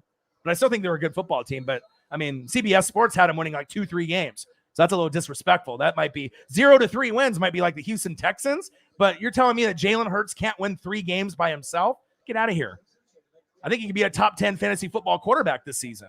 But I mean, it all depends if you watch football or you don't, or you're a hater or you're not, or you just enjoy talent no matter what team it's on, which I kind of do. You know, watching the film and just watching elite players that are great. I love it. It's my shit. All right, 6-0 New England. And in the other game, 13-0. Let me update the fucking scoreboard. Let's go. Got 2 scoreboards here, yeah.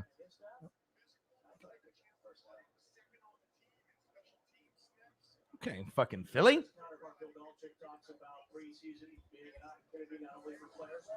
Goddamn Philly just spanking the Steelers.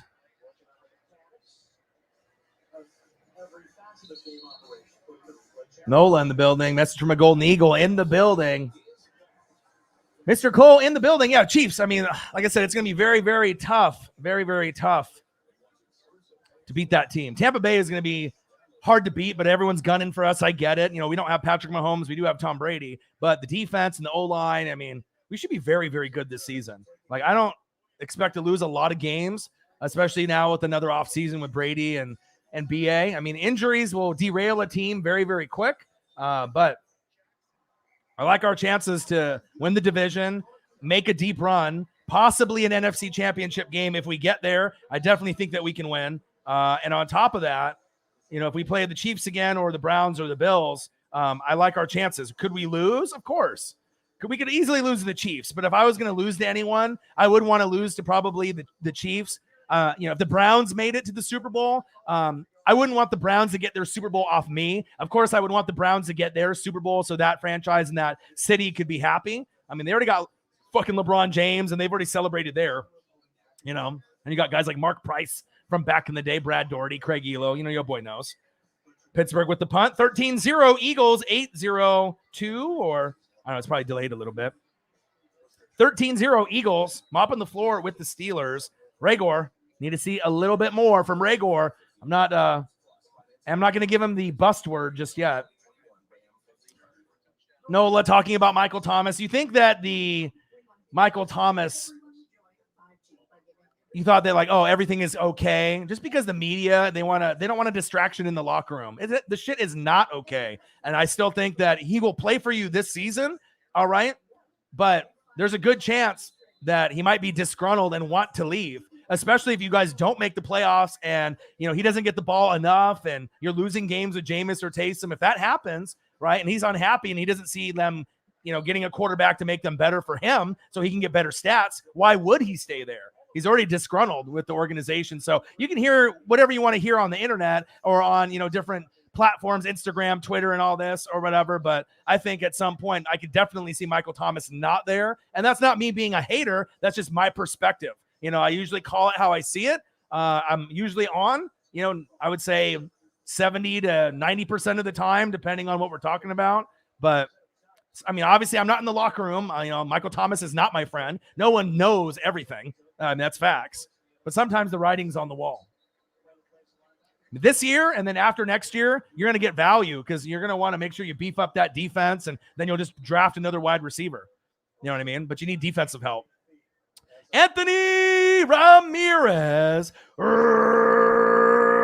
Raiders in the building. Ryan, in your honest opinion, what do you think the Raiders' record is going to be? I think they're going to struggle a little bit. You got the Chiefs, who are the powerhouse in the division. They'll probably be best in the AFC, number one. The Chargers will make the wild card and be number 2 in the division this year with Justin Herbert, Derwin James, Austin Eckler, Keenan Allen. Do not sleep on them, okay?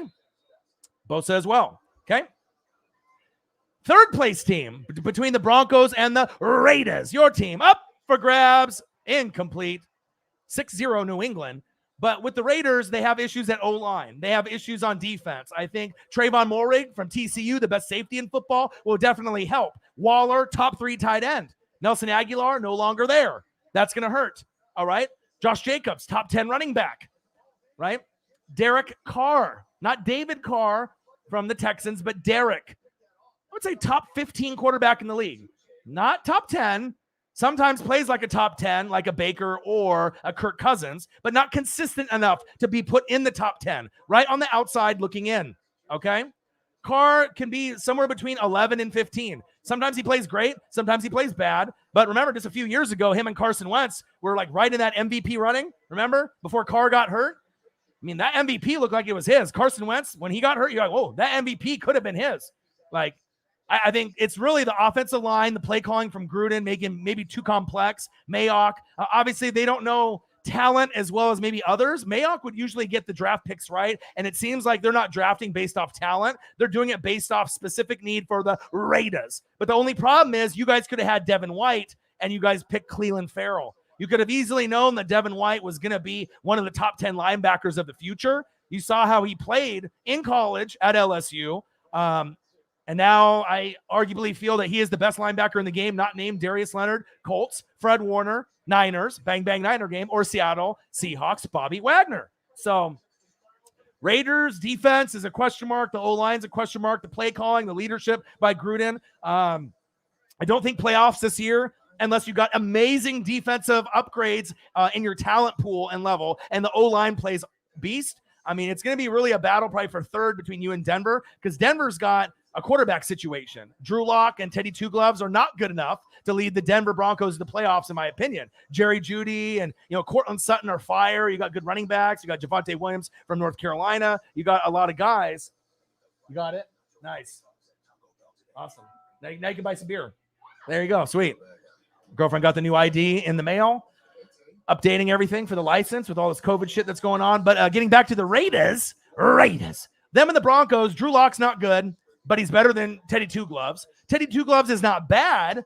He's average, kind of a game manager, but he can't go deep. It's just a bunch of checkdowns. So if you're okay with that, with him not turning the ball over, but you might only score 13 to 19 a game, unless other guys go off for him, you can win sometimes that way. But Drew Lock gives you a better arm, and he's more of a franchise QB, right? But I don't think he might be good enough to lead that team over like a Justin Herbert or Mahomes, obviously. So could be... If I had to take a guess win-wise, I would say somewhere between 5 and 8 wins for the Raiders. Do I want them to have more wins? Of course. Of course I want. I think within the first 3 years of moving to Vegas, if they draft well and they get good production from their O-line and defense, you can make a playoffs. That's what I was thinking, about a year and a half ago when I mentioned that. I was like, first 3 years, Chargers are going to be tough with, Herbert. Mahomes will be at the top. So you pretty much got to compete with the Chargers. And you're hoping in your head, maybe they have some injuries like they always do, and you can skate by them and they still end up winning 6 or 7 games. And then you're going with Denver and thinking that maybe Drew Lock and Teddy can't do it. They do have Patrick Surtain at corner. Love that. Von Miller is getting old. Bradley Chubb is a stud, but he's injury prone. So, Broncos and Raiders are kind of similar in the win total. You're probably looking at around that same amount, 5 to 8 wins, for both of those teams. And I got Chargers winning 10 plus, Kansas City probably winning 12 plus with as many as maybe 14 and having the best record in football. I don't think anyone's going undefeated. And I think Tampa Bay, is right up there with the Chiefs, but I think the Chiefs will probably win more games than Tampa. Sometimes you got to lose and regroup and whatnot, but 12-5, you can still win Super Bowls that way. I went 11-5 this Super Bowl last year, right? Super Bowl 55, and I went 12-4 in Super Bowl 37 year with Brad Johnson and Gruden. Allstott, Sapp, Brooks, Lynch. Nice check down. Nice! Run his ass over! First down, New England. So that's kind of what I'm feeling. There's a lot of internet trolls and a lot of people that think the Raiders are going to win the division or get a wild card. You're not winning the division. That obviously, that's a joke. But the Chargers are going to be very good. I think Raiders and Broncos fans, they don't realize that Herbert is a top 10 quarterback already. And if he has a good season this year, people will be throwing him up in the top 5 and competing with like a Josh Allen for being like the 4th, 5th best quarterback in this league. I would take Josh Allen and Herbert as far as the new breed quarterbacks. Those might be the 2 best as far as the young ones taking over like a Phillip Rivers and an Eli and a Big Ben, the next wave. And we are hoping that some of the quarterbacks in this draft class can be the next wave after that. And obviously I love Joe Burrow as well. Not sure about Tua just yet. We're going to have to wait and see. We are going to wait and see. Any other questions, comments, anything that you guys want to talk about? New England 6, Washington 0, 13-0. Eagles over the Steelers. Your boy is watching 2 games at once. And obviously, I call it right down the middle. I don't have a prerogative either way. I never have to excessively talk shit or celebrate or rub it in. I know better. I mean, I'm a Tampa Bay Buccaneer fan, for crying out loud. I mean, obviously, we know the Super Bowl. But prior to that, do you know how horrible it is to be a hardcore fan and wear something like fucking this? Like, if this isn't hardcore, I don't know what the fuck is. I mean, unless I painted my face every fucking stream, you know what I mean? Or had like the little Band-Aids with the team logos, the gloves, the jerseys. I got the chain, but there's all kinds of hats. But I feel if you got a hard hat, you know what I mean? That's from NFL Shop from like the year 2000, vintage. This jersey's from late 90s, early 2000s. I got a lot of jerseys that are very, very old, 20 years plus, and they're still in good shape. I love football, baby. You guys are the best fans on planet Earth, the Fanatic family, baby. Time to turn the fan up a little bit. It's hot as a motherfucker in here. 6-0 New England. Mac Jones. A little bit of a low pass right there. Come on, Mac. Mac and cheese. You got to be better than that. And I'll switch over here. Boom. As I'm looking at the Steelers shotgun set. Handoff up the middle. Woo, spin move. First down, Steelers. See if they can get some fucking points in the game as well. I mean, everyone thinks A-Rod's going to Denver, but I do think if Green Bay trades Rodgers, they're not going to trade it to a team in the NFC like the Saints, which they're probably thinking, Aaron Rodgers would be great on the Saints. Yeah, no kidding. Could help you get a fucking Super Bowl, right? But they will trade him to Mac Jones diving and tackled from behind. Gain of a couple, but you're going to get Aaron Rodgers to go to the AFC, so that way you don't have the team that you sent Aaron to, like let's say the Niners, and then Rodgers goes to like Super Bowl, and then Green Bay is average to bad, well, more than likely with Jordan Love. So definitely if it's on the AFC side, it's not going to be as bad if Denver or the Raiders or Miami or whoever it is. There's going to be a lot of openings at quarterback next year, probably 6 really good ones. And there'll be people that get fired and coaches, getting fired and quarterbacks getting replaced and a whole nother wave of quarterbacks like Spencer Rattler. He'll probably be the best one. He'll be number 1 pick for the Houston Texans. That's facts. Watch him this year on Oklahoma since they went over to the SEC. He is the best quarterback, at least on film. Sam Howell from North Carolina is pretty good. And there's a few others. USC's got a decent one, and there'll be a few other sleepers. Florida Gators got one. But Spencer Rattler seems like he's the next Baker Mayfield, Kyler Murray, like number 1 pick. He seems like he's got the arm and the swag. And I mean, besides Ewers from Ohio State and Arch Manning, which we won't get Arch or Ewers for a couple years. Man, it's over 100 degrees here in Oregon. We had a heat wave for the last 5 days, and we're going to have very hot tomorrow. Nice catch. First down, Steelers. White with the grab. Move the fucking chains. Looks like the Steelers are going to get closer in scoring as the Patriots go for a punt. Your boy is multitasking, doing 2 games at once. Oh, but if Rodgers went to the Raiders, that doesn't necessarily mean they're winning a Super Bowl. There's too many holes on the O-line and the defense. Now, the Broncos have great wide receivers, great running backs. The line has been steadily improved, but still needs some work, but it's been getting better last couple years. Defense is pretty fire. Lots of potential there if they can all stay healthy. So if you had Rodgers in Denver, you could make an AFC championship game with that roster. Miami with Rodgers, of course. I mean, if Justin Herbert got drafted, they would have made the playoffs last year. They've drafted very well the last couple years, and they have 2 more critical drafts with a lot of capital. And if Flores hits, don't be surprised if Miami Dolphins are a top 3 team in the NFL on the AFC side if they hit on the next 2 drafts. And they might not even have Tua at that point as their quarterback. And that's facts. Great question, man. But I'm gonna enjoy watching Raiders games. I got some guys at work that like the Raiders, and I'm always in tune with Gruden. He got me a Super Bowl, so I'm always gonna be checking out all the teams in the NFL. So, and the Raiders split Raiders with the Chiefs, so you saw that they can put up points. when healthy, when Jacobs is rolling and Waller is unguardable, okay, and Carr's in a rhythm. They also had Nelson Aguilar, which was a big, big boost in that offense. He almost revitalized his career. Nice handoff. First down, Washington.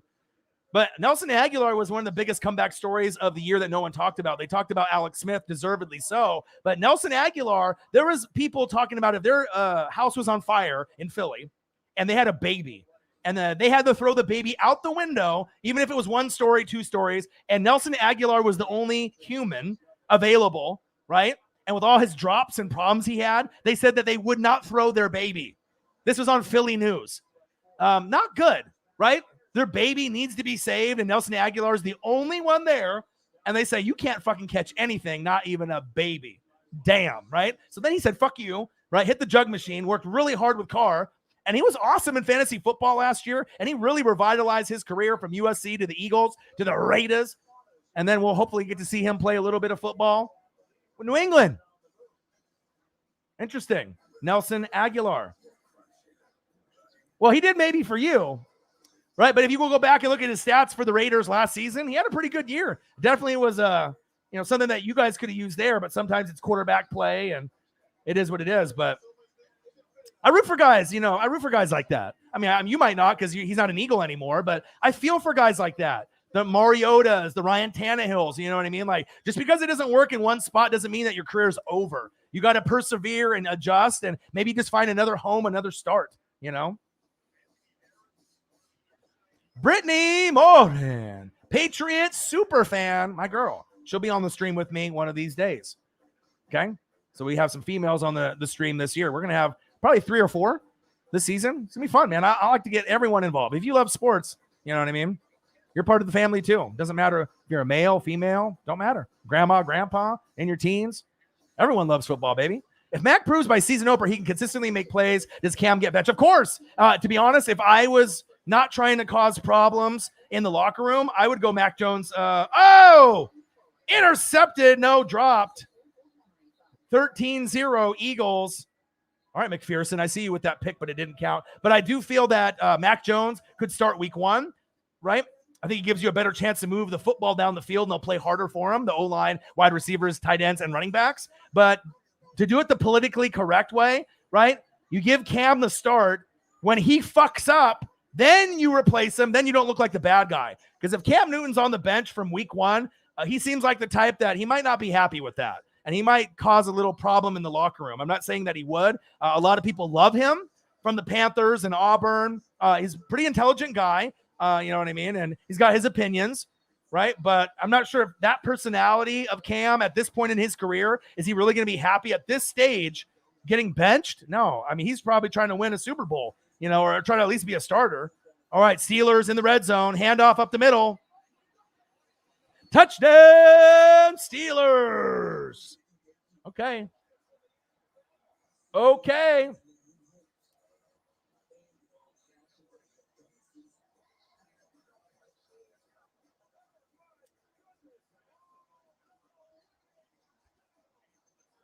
I don't know if they're going to make the extra point yet, so I can wait. 13-6. Okay. Adjusting. Calling 2 games at once. Your boy's multitasking. Make sure you guys subscribe to the channel. Smash the like button. Donate to your boy. Cash App, $ORION, NWSF, or the YouTube Super Chat, as you can see on the bottom of the screen. And if you're looking for merch, Northwest Sports Fanatic merch, link is below every video on the YouTube page. NWSF hoodies. They're black. They're white drawstrings. They look like NWO. New World Order. For life, brother. $34.99. $35. Super cheap. I could have sold them for 50 or 60 a pop, but I want more people to buy them. So they've been selling. Get one, represent as we're going into fall, into hoodie season. It looks good, and you're representing the fam. NWSF for life, baby. Little check down. Nice. Extra point is good. Let me adjust now.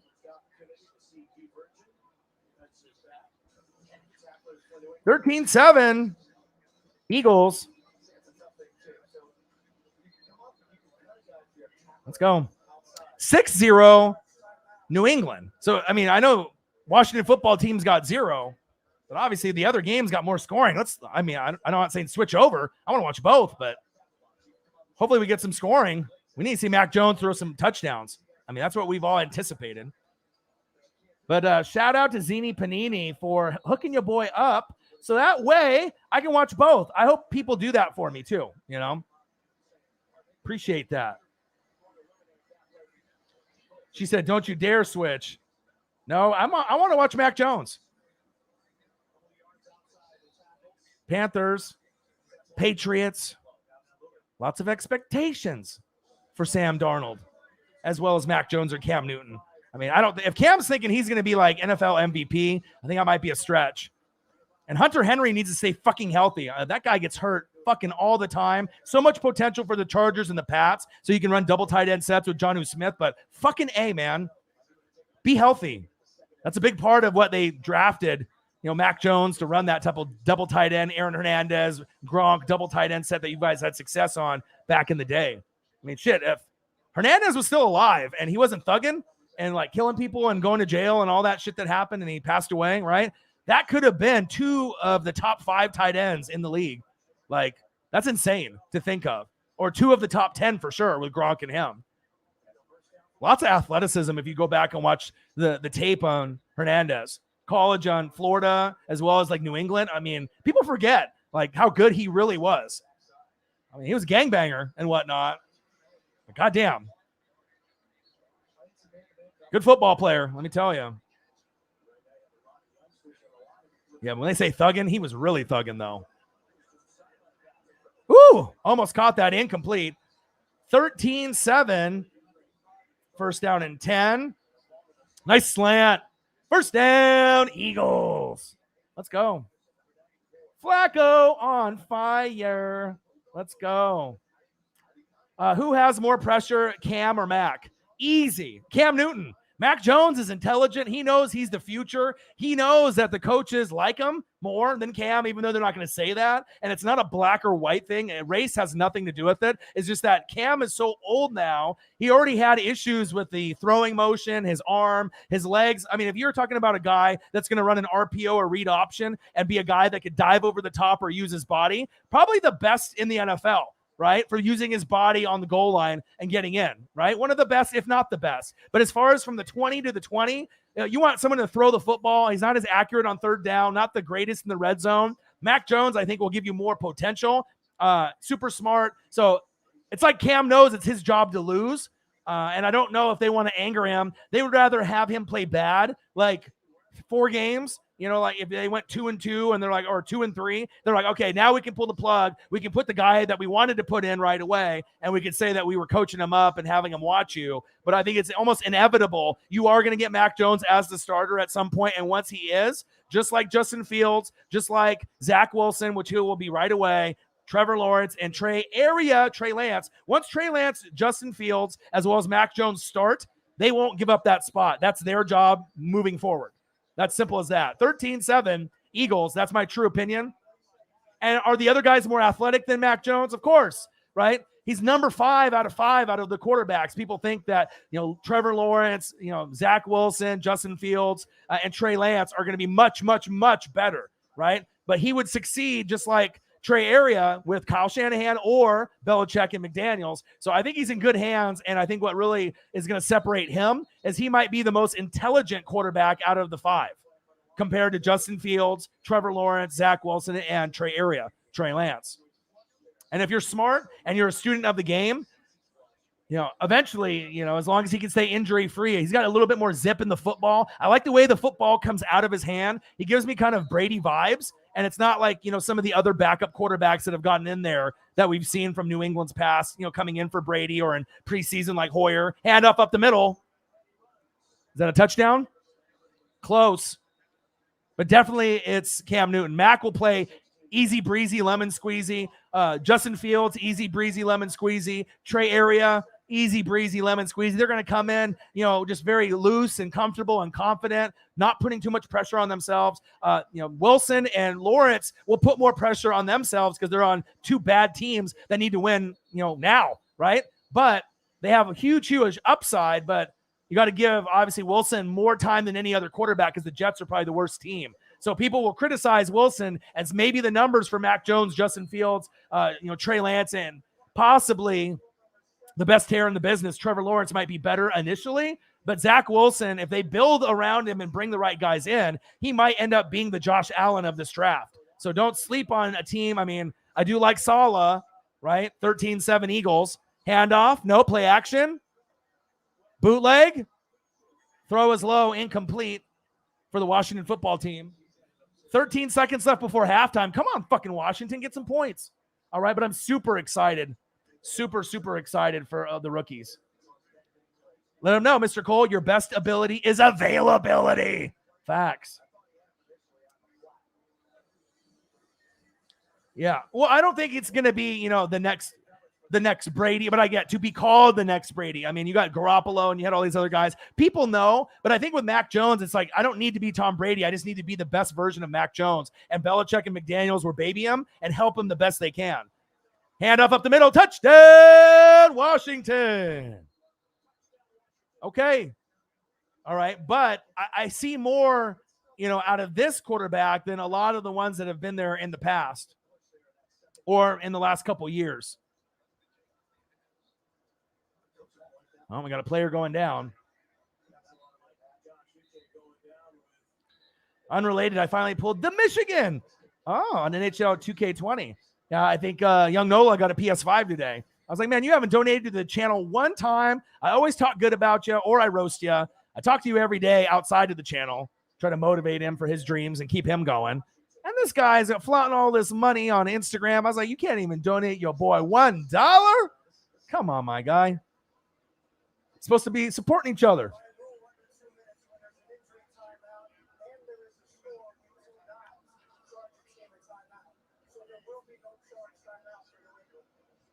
All right, let me update the score.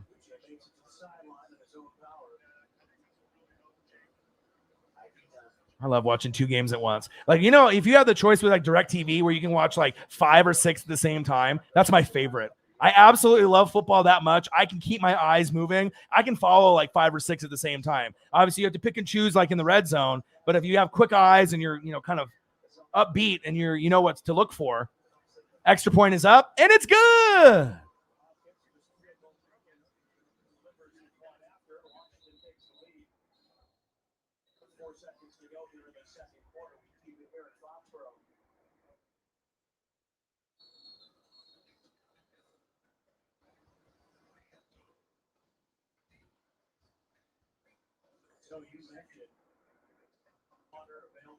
Okay.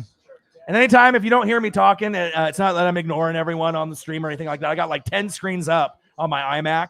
I'm watching the game. I'm watching, the stream health. I'm going to the comments. And usually I'm updating the chat on the ticker. So anytime if you see me not talking, I'm not ignoring anybody or anything like that. I'm just trying to update as much as I can as possible. 16-6. Look at that shit. 16-7, excuse me. Jeez. Sheesh. 16-7. Sheesh.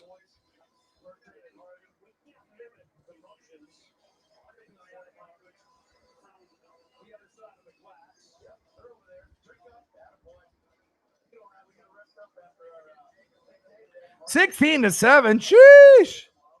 Okay. You guys are the best fans on planet Earth. NFL Network showing Steelers versus Eagles.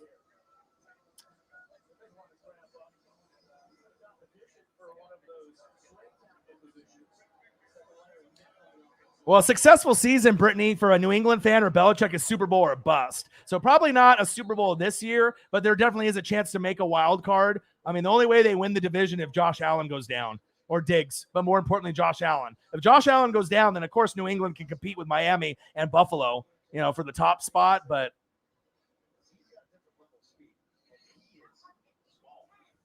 you don't necessarily want to, rely on that. You just want to go out there and get it done.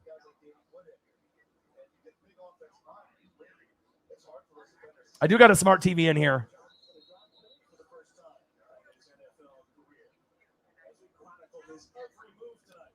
7-6 halftime. Yes. What's up?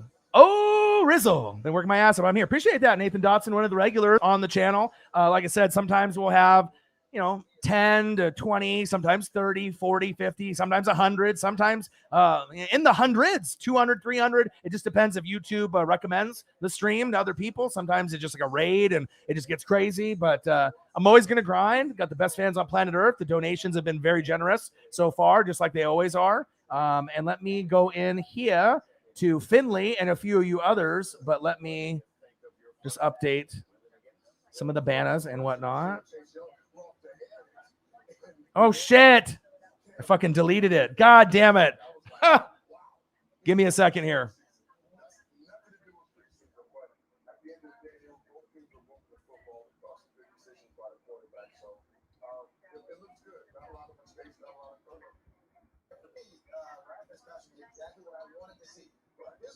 This is going to take me a couple minutes, so if you need to go to the bathroom, get something to drink, just got to update the ticker here real quick. It's halftime. Get some food, and then it'll take me here a couple minutes to update this, and then we'll be back in business. Nathan Dotson in the building.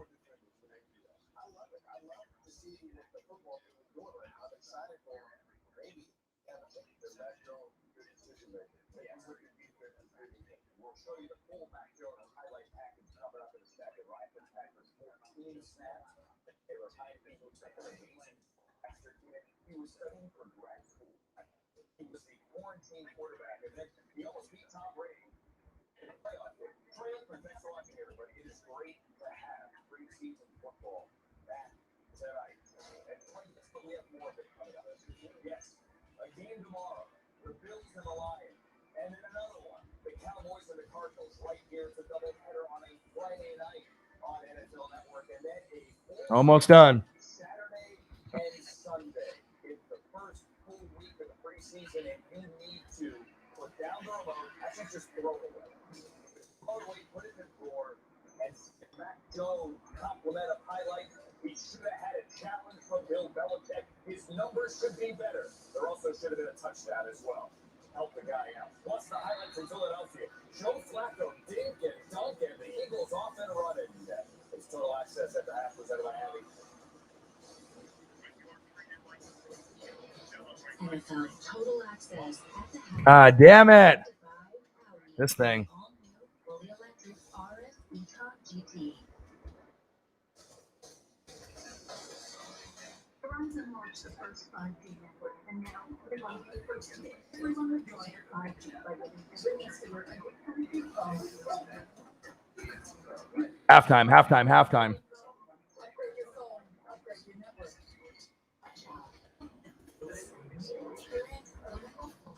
Entire line of vehicles with electric stolen opportunities helmet.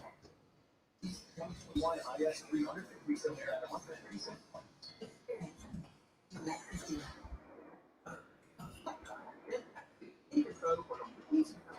Broncos emergency roadside assistance is there 24/7. Oh yeah, I've got flat tire. Yeah, can you find a take where it's a bit more dramatic on that last All right. line? Yeah, I got it. Someone help me! Flat tire. All right. Just trying to get the ticker all updated proper here with everything, and then I deleted it on accident, so apologize.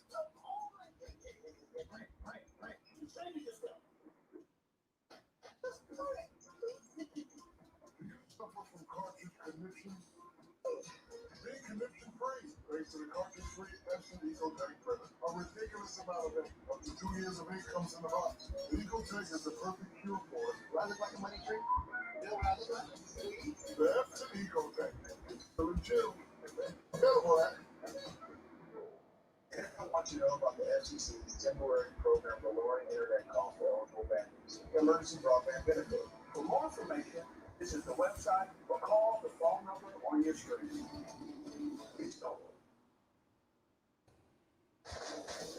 Hey, fan of the year. Let's do it again this year. Presented by Captain Morgan Original Spiced Raw. It is returning for 2021. It's great to have the fans and the fans tonight, right? And we're looking to celebrate All right. the extraordinary fans who are a positive influence and who inspire. And of course, that's not what I wanted to do. Go to NFL.com/fan of the year for your chance. Or is it? And attend Super Bowl 56 right here down the road from us in Los Angeles. All right, highlight time, everybody. Man, you kidding me here? Maybe I can. No.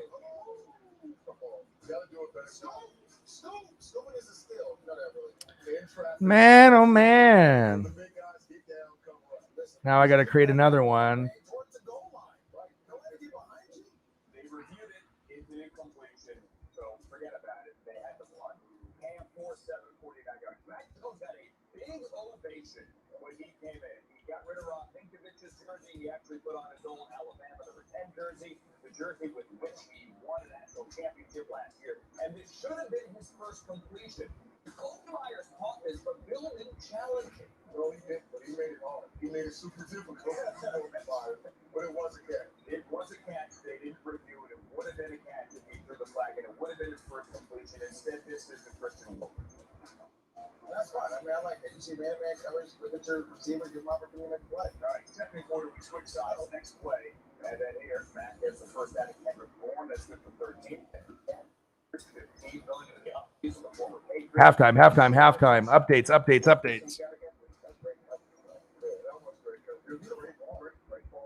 Almost done. Outstanding. So, yeah, he's right there, step for step with his hand. It's a nice ball by Mac Jones. We have a minority field goal there. This game is battling the goal, get a couple of field goals. This is a scare here. Mac Jones, first game in a Patriots uniform, got rolled into by Logan Thomas. He went to the 10th, but he came out and he seemed to be okay. So they're crossing their fingers. What do we think of Ryan? He's here to save the day. Ryan Fitzpatrick, 14 sacks, 5'8", 58 yards. There's one to Terry McLaurin early. It's a 7-6 lead. Okay. Did a banner, then I did another banner, and then I'm like, I need the side scrolling. So, sometimes it takes a little time, and then I deleted it. So then I had to go back and do it all. So I apologize. That took a little bit, but, I like to keep everything flowing and moving.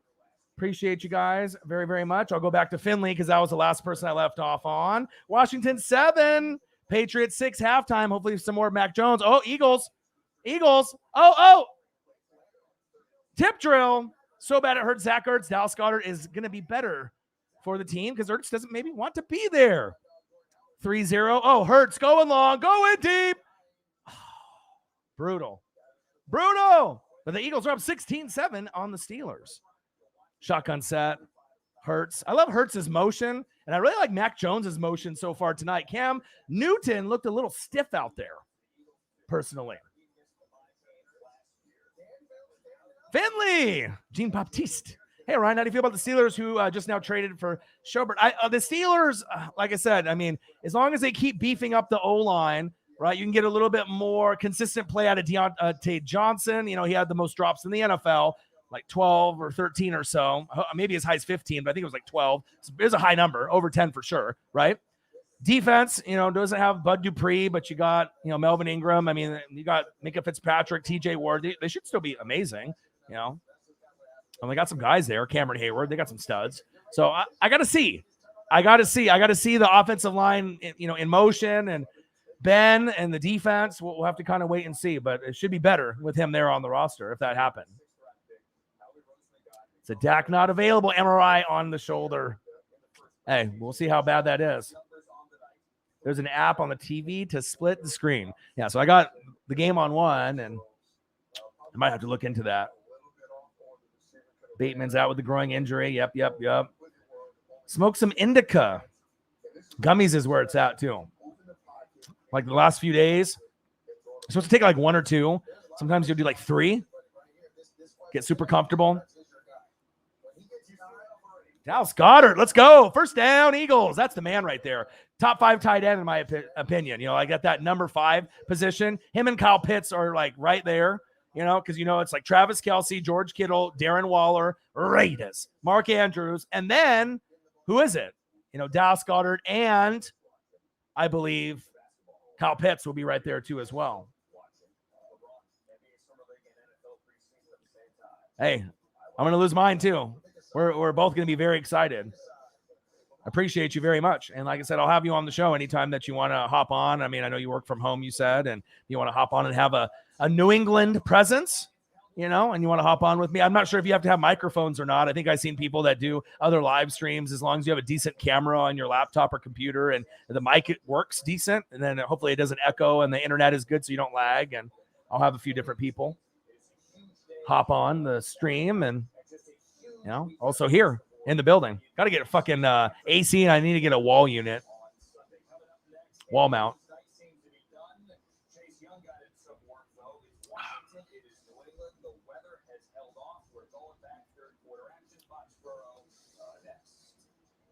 NWSF, it's halftime, baby, but let's go.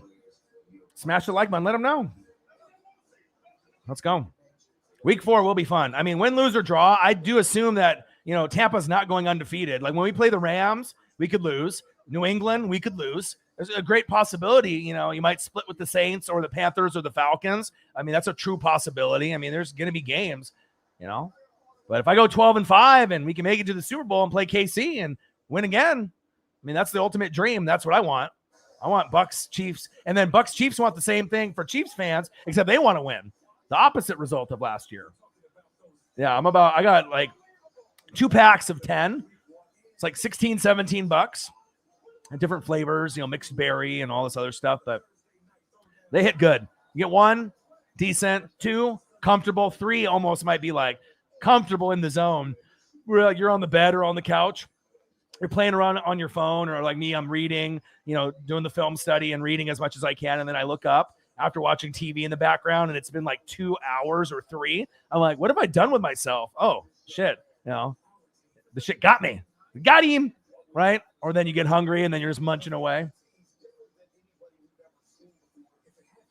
Yeah, either way, it's a win for me. Brady wins. I'm fine with it. Pats win. I'm happy. And also the cheers or boos that you get when Brady comes, I would assume that New England has enough class to realize with the 6 Super Bowls, right, that they would just cheer him. Very faint boos, if any, unless you're just so butthurt that he left and you can't handle it, and then he goes to Tampa Bay and wins it, you know, and shows how great he is. I mean, that's more of a reason to root for him, that he left and he won right after. Of course, you want him there, but ultimately, if Belichick and Kraft didn't want him, he proved to everyone that, hey, I can be old and I can still do it.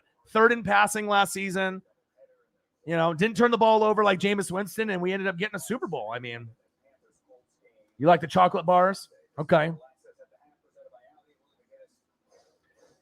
Those who boo are not true fans. Facts. How could you boo Gronk or Brady? I mean, they are single-handedly 2 of the main reasons, besides Belichick, McDaniels, and the defense that usually is top 10 that never gets talked about, New England. Okay.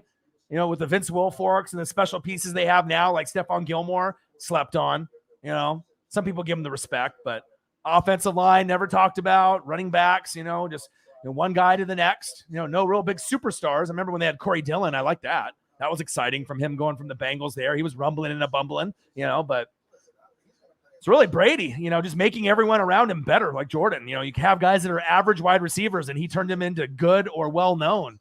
Wes Welker and Edelman and the Caucasian white wide receiver palace. The factory for Caucasian white receivers, Bill Belichick, Josh McDaniels, and if you play wide receiver, and that's why if you get guys, you know, like a Cole Beasley, Adam Thielen, you know, not to be just like, oh, just because they're white, but if you just look at the way that they play, Patriots like, not saying that they don't like black wide receivers, they're going to have some of those too, but I'm just saying, I mean, they have an overly high amount of athletic white Caucasian wide receivers, and they're usually pretty fucking good. I mean, they can match up with some of the brothers out there that are like the best in the world, you know? So Edelman had a fantastic career. Wes Welker. I mean, there's been a lot of guys that have been pretty damn good for the career. Stidham, I don't get the same vibe from Stidham over Mac Jones. And he was good at Auburn, but then came out 1 year late, and then things haven't really worked out for him. You should have let Brady stay, you know, throughout the whole thing. And even if he did, maybe there's no more Super Bowls. It just depends on if you brought enough talent, you know, not saying it has to be Mike Evans, Chris Godwin, and the talent that I had, but the defense could be like a top 10 when healthy, New England's, right? But what about the O-line and the wide receivers and running backs? Tom can't do it by himself at this point. I mean, you're going to have playmakers, you know, at this point, even though Tom is still, in my opinion, a top 5 quarterback, you know, at this point. Like if the game is on the line and you need one quarterback to be able to, you know, have a successful drive for 3 or a touchdown and not turn the ball over, who are the 2 guys that you're going to want? You have Brady and Mahomes, period. And you got guys like Russell Wilson and Rodgers that are right up there too. But I think I trust Brady and Mahomes the most, even over Wilson and Rodgers. I mean, we got Super Bowls. Those guys obviously have one apiece as well. But Mahomes and Brady are more consistent. 2 totally different players too. Mahomes is just the magician, a little bit of Tony Romo, a little bit of Dan Marino, a little bit of just Patrick Mahomes. I mean, he's the clone. He's got about 3 or 4 different quarterbacks in him to make like the cheat mode, like, the quarterback that's a 99 rating or 100, that one that you create. That's Patrick Mahomes. Nice catch. Grinding for that first down. All right, I need to go back to the link for let me go back here, Brittany. All right, hold up.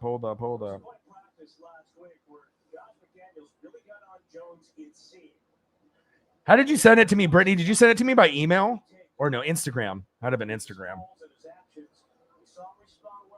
Hold on. How did you send it to me, Brittany? Did you send it to me by email? I had to click off of it. Nice catch. 7-6 Washington. And I'm trying to just get this pulled up again. Over 5 feet, yeah. I don't know how you sent it to me, but send me, Brittany, what Zini Panini sent it to me, not Brittany. So many different females with the links. I need to find it here. Hold on, let me find it. Here we go. All right, I found it. Sometimes when I'm getting so many messages and different links and whatnot. Jaguars are saying linebacker. Oh, Schobert to Pittsburgh. That's big for Pittsburgh. I mean, they're trying to compete. I know, Brittany. I mean, I got too many things going on at once. Talking to you and trying to get the Eagle stream going. Oh, nice catch.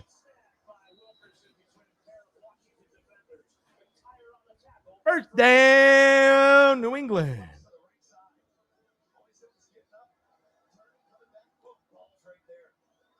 Let's go. Come on, get me the feed so I can watch 2 things at once. Yes.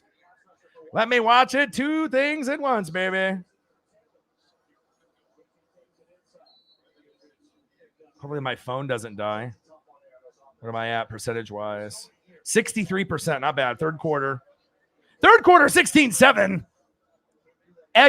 Eagles, 7-6, Washington. Yeah, it happens, man. Shit happens. You get old and doing like 10 things at once. Halfback toss.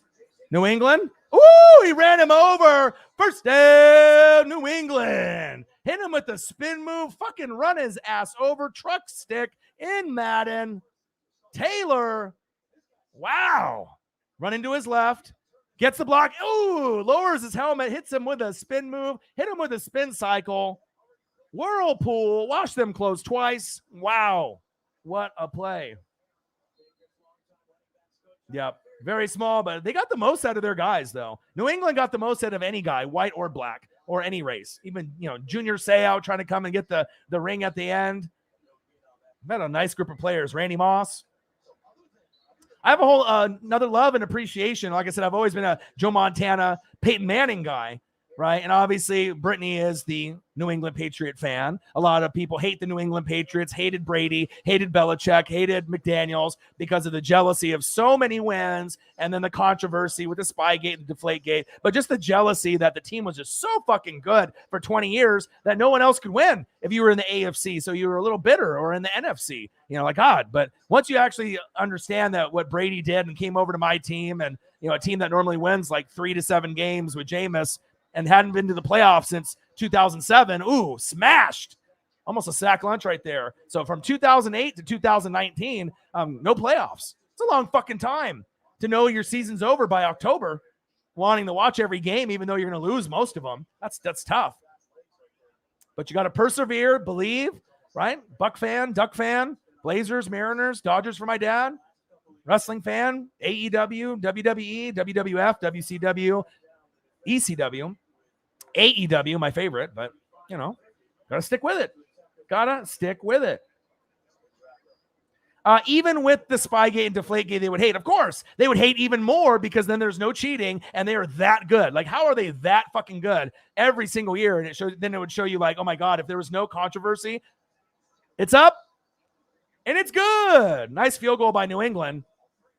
But, you know, if they didn't have any like cheating on their name, I mean, it's like, what are we watching here? This is like, could be like the Chicago Bulls if Jordan never left kind of thing where you won, 9 in a row, maybe? Like, you know what I'm saying? Like, it could have been something like that. Like, you're really starting to understand how good Belichick is, but he still needs talent. Brady, you know, Peyton Manning. I mean, these guys are just Joe Montana. They're just out of this world. And you got John Elway. Then you got guys that just recently retired, like Breeze. That'll be Hall of Famer. And, you know, first ballot, the best short quarterback of all time, Drew Brees, and one of the best leaders and pep pregame speech-wise on the offense. Ray Lewis was the best on defense. But exciting to kind of see the new transition for Mac Jones. I know he'll be the guy, and I think he can be successful there. I really do. This kid is really intelligent, more intelligent than any of the other quarterbacks in the draft. So that might be his saving grace. He doesn't have to be the most athletic like Justin Fields. He doesn't have to be in the best situation like Trey Lance for the Niners. All right. He doesn't have to be starting right away like Trevor Lawrence, and he doesn't have to be the guy that has the strongest arm, Zach Wilson, right? He can just be the guy that everyone sleeps on. But if you're in a good spot like Trey Lance and Mac Jones, there's a chance that they can be more successful long-term than maybe the guys that are more talented, Fields, Lawrence, and Wilson. It all depends on what kind of talent you surround your quarterback with and the coaching that you have too.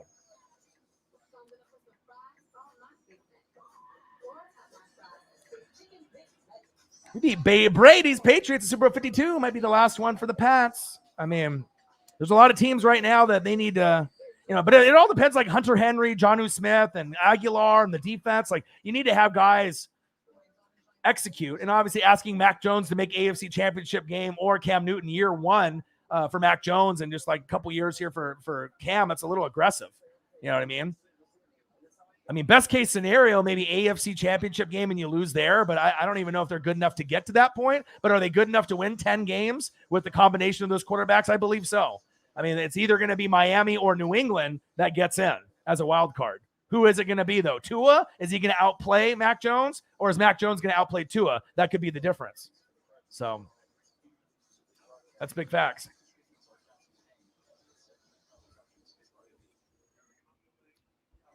Let me adjust the score here. You know, I got to always be working.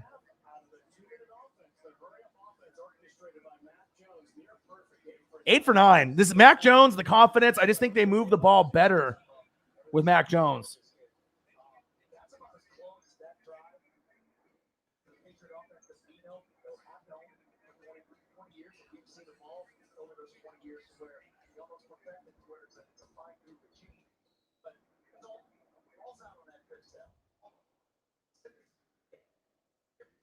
Like Mac Jones, you can just tell, like, you know, certain guys, they got it.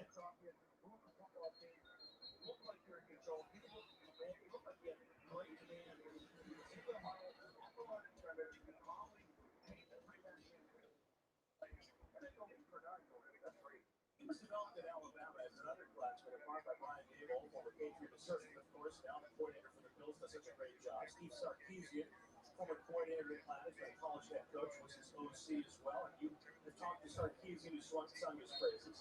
Charlie Weiss was. See here. Third quarter, 9-7, New England. As offensive coordinator, he stayed back in Alabama to help teach Julio. Quarterback for Washington, meanwhile, is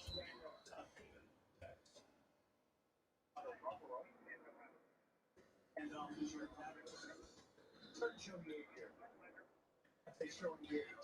9-7 New England, and I got the Eagles game going here too. So your boy's multitasking. So I got Harold Carmichael here. It's 16-14. Oh, I got to update this one. It's always moving. 16-14 Eagles.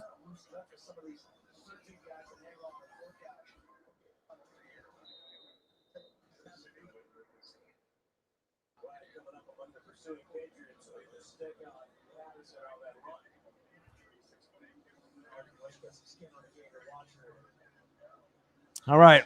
All right, baby. Third quarter, 9-7 New England. We just need a few more drives. Obviously, as much Mac Jones footage as I can get, and that's good tape for him. And like I said, I think he's playing loose. We just need to get touchdowns instead of field goals. But I think all the quarterbacks should be loose and confident. All were great, in their own way. Justin Fields at Ohio State, Mac Jones at Bama. He had his nice moments, right? Winning the Natty with Najee Harris. Zach Wilson's got the arm from BYU. Trevor Lawrence is just that dude with the best hair, right? And Trey Area, small school in the Dakotas, like a Carson Wentz, but got a lot of game. And you got the best coach, in my opinion, that's young, that's destined for a Super Bowl in Kyle Shanahan and the 49ers. Love him. All right, 9-7. New England. Washington is going to punt. And then it's 16-14 Eagles. Trying to keep track of everything that's going on. I appreciate every single one of you that's in the chat. People that hopped in, people that donated, people that, are just supporting your boy left and right. I love you guys. Appreciate you guys. The Fanatic family, the best in the business. Oh, he fumbled it. Oh, what a tackle by Washington. What an idiot play by New England. What were they doing right there? Come on, Brittany. Do I need to call the coach? What's going on here?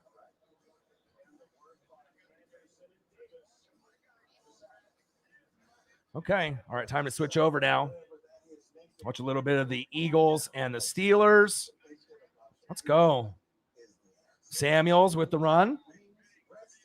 Make sure you guys subscribe to the channel. Smash that like button either now or on your way out. Donate to your boy if you can. Cash App, $, ORION-NWSF, or the YouTube Super Chat.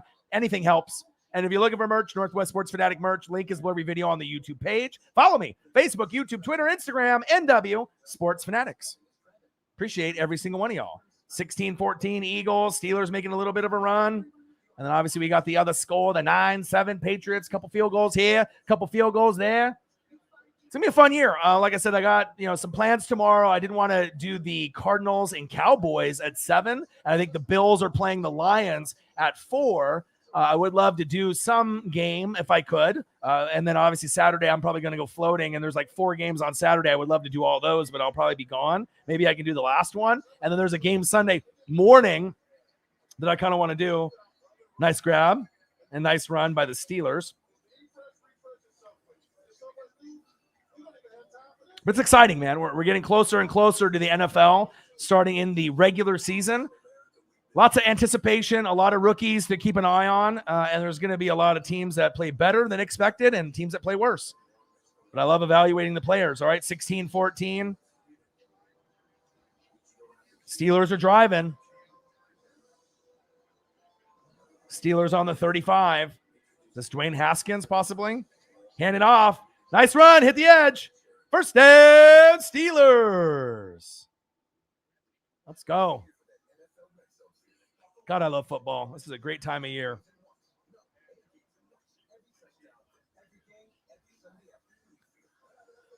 Ooh, Cowboys.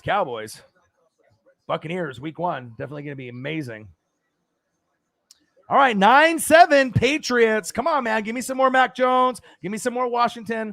Give me a little bit of defense, but let me see some sack lunches. I don't need pick sixes necessarily or fumbles for touchdowns, but let me see these offensive flow. And then I got the Eagles and the Steelers updated, and I'm watching that too. So I got both right now on with Zini Panini helping out your boy, which I thought Brittany was doing it, but obviously I got all my fans sending me so many different things, different links and memes and GIFs and information and video and articles. Your boy's always busy. Marcos Pineda. Bang! $5. You got your phone to work. Go Seahawks. 12 man. What up, Ryan? Hello, everyone. Yeah, man, it's been pretty good. It's been fluctuating. You get anywhere from like 10 all the way up to 50. And, some people stay, some people go. But it's all about hopping in, smashing the like button, donating to your boy if you can. And like I said, sharing the channel. We're trying to get to that 20,000 subscriber mark. Got a nice little Gillette Stadium behind me. I got the Doug Williams creamsicle throwback on. Marcos Pineda, my boy. We can drink beers better than the best of them. Good to see you a few days ago. Appreciate you, buying the wings and the beer, and we'll see each other soon. And we'll represent for the 12th man. You'll be able to watch some games with me, and it'll be fun, man. Love you. Appreciate you. Go Seahawks. And Marcos Pineda representing the Oregon State Beavers, Seattle Seahawks, Portland Trail Blazers to the fullest. A little bit of Mariners. I know you like to go out there. Got some buddies that are Cubs fans that he likes to go with, but these guys get drunk and get in trouble. Just ask Marcos about his boy Rick. Gets kicked out of places, but loves sports. All Chicago sports. Our boy Rick. Nice handoff. Just got tripped up from the first down marker for New England. My boy. Brittany, who's your surprise dark horse you think will make the playoffs? I'm not sure if it's surprise Niners, if people don't realize that yet. I think Giants could be a very, kind of a sleeper if Saquon stays healthy and Danny Dimes plays good football. Okay, that's a big if. All right, Giants, Niners, and on the flip side, I think Miami with Tua, if he can progress, right? And I think the main one also on the AFC is Justin Herbert and the Chargers. Those are the ones. If I want to go deep dark horse, my deep dark horse will be the Minnesota Vikings. If I'm going to go with one team, because that seems like the team, New England, Miami, the Ravens, the Chargers, they're all going to be battling it out for like a wild card spot, because we already know the Chiefs, the Titans, the Bills, and the Browns are getting in. So the Ravens are getting in, Chargers are getting in, but what about the others after that? So, Miami or New England, we got to kind of see. So, but if I'm going super deep, at that point, I'm not sure if I have a super, super deep one. I mean, besides Miami or New England, Ravens, Chargers, those are the ones I feel comfortable with. It could be Colts, but I don't know if Carson Wentz and, if he can throw with his receivers. They got a great defense, and Quentin Nelson's, maybe they're both going to come back around week 1, week 2, but I think the real sleeper is Minnesota Vikings. I haven't really heard anyone talk about them. We know Green Bay will win the division, but if Cousins plays good, obviously you got Dalvin Cook, who's top 5, almost a touchdown.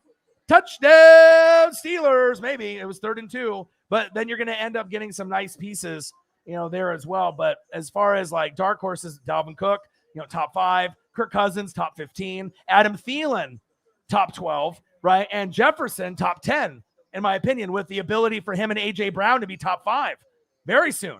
Maybe take DeAndre Hopkins and Julio Jones' spot sooner than later. Justin Jefferson, A.J. Brown. And let's not sleep on CeeDee Lamb for the Cowboys, too, and Jamar Chase from the Bengals. They are going to be fantastic.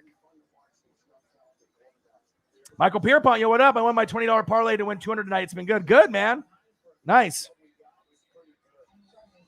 I'm watching the Eagles and the Steelers, as well as the New England Patriots and Washington football team. So I got both games going on right now. And I'm trying to update the scoreboard and go through as much as I can. Steelers just punched it in. Now I got to end up changing the update here. What it do, man? Donations have been good. People have been interactive in the chat. It's been a good turnout. And like I said, it's always fun, man. Always fun. Your boy's always grinding, always working hard.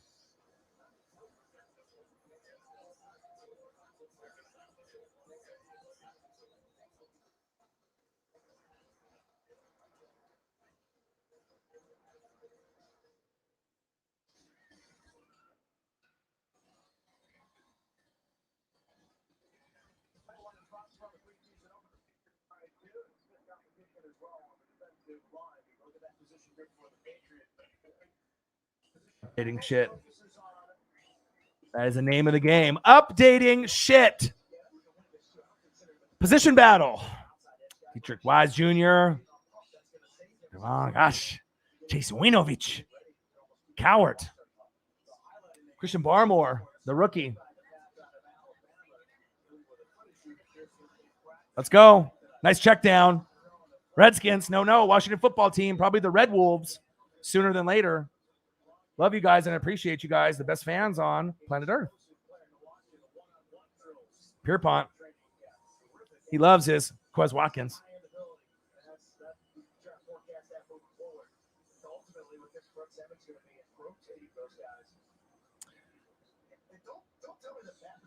Yeah, I mean, obviously, I don't think, if Brady's going in, he should probably go in as a Patriot. But, I mean, definitely I hope they have a little Tampa Bay area. I mean, especially if they overachieve and they win again. Go, rumbling, bumbling, first down, Washington. Move the chains. Nice run by Washington right there. But, it doesn't have to be half and half. He should go in as a Patriot. But, I mean, if we win 2 Super Bowls with Brady, I mean, even one was amazing. I mean, like I said, I mean, to be such a horrible team, I thought Super Bowl 37 was my only Super Bowl until I die. I didn't think that we would ever get to a point where we would get anyone like a Tom Brady or a Bruce Arians or a Gronk that scenario with already having talent, on the defense and the wide receiving core and the running backs, just adding that fourth coach and arguably the GOAT. Wow. I mean, I've always been humble. You know what I mean? I didn't need to really rub it in. I'm already thinking about this season. And I mean, some people really like to talk shit, and I think that's bad karma. You know what I mean? And if you're too cocky and you're, kind of an asshole all the time, you know what I mean? That shit might not happen again. You know what I mean? It's like the sports gods, right? You got to have good karma with the sports gods. And obviously my Ducks have had some good moments. My Buccaneers have had some good moments. I've been loyal. Bucks since 95, right? Oregon Ducks since, the late 80s, early 90s. Mariners and Blazers since the late 80s. Ken Griffey Jr., met him, got his autograph, met Sandy Koufax, legendary Dodger pitcher, got the autograph. So, I mean, that meeting Koufax and Griffey really sparked the fanatic in me. That's big facts. I mean, I've always loved all sports, but yeah, meeting those two guys, unbelievable. Unbelievable.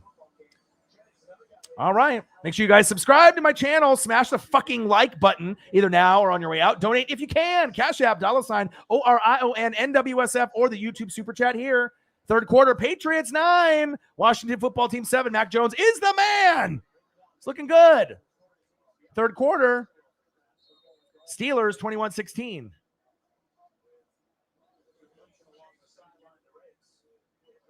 Over the Eagles.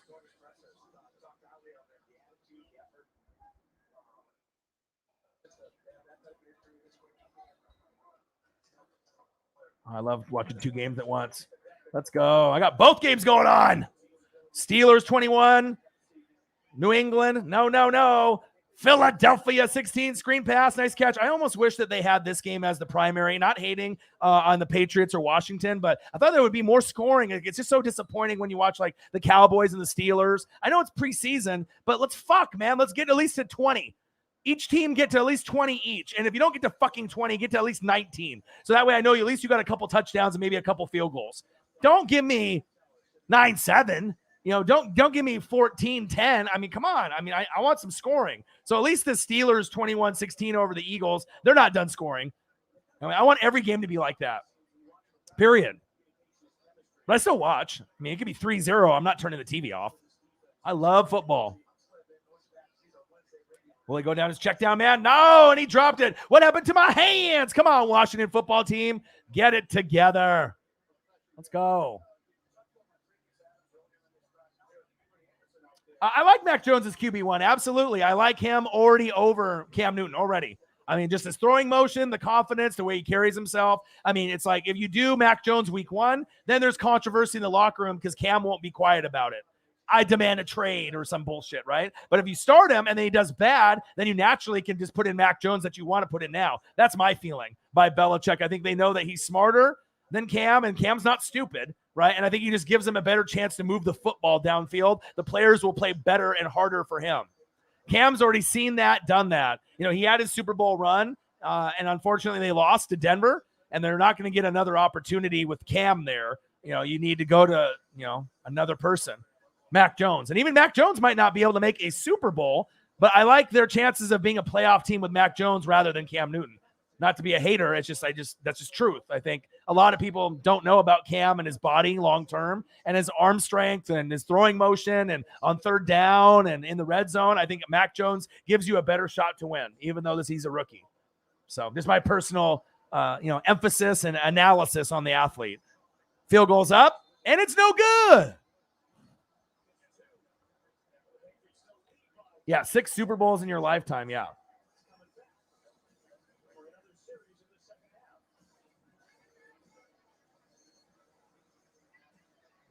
Yeah, sometimes it can be close and entertaining too. I mean, I don't really give a shit what the scores are. I love football so much that, I mean, I'm going to watch. I mean, I soak every down, every snap, every defensive play, every strategy. I'm on YouTube and I'm playing checkers. No, I'm playing chess. Everyone else is playing checkers. I'm going to outwork you. I'm going to read more. I'm going to watch more film. I'm going to be a fan of all 32 teams because that's just who I am. I love greatness. And then I can do the college football with my Ducks and the elite teams and some NBA and college basketball, MLB for Dodgers for my dad, some wrestling, and got to grind.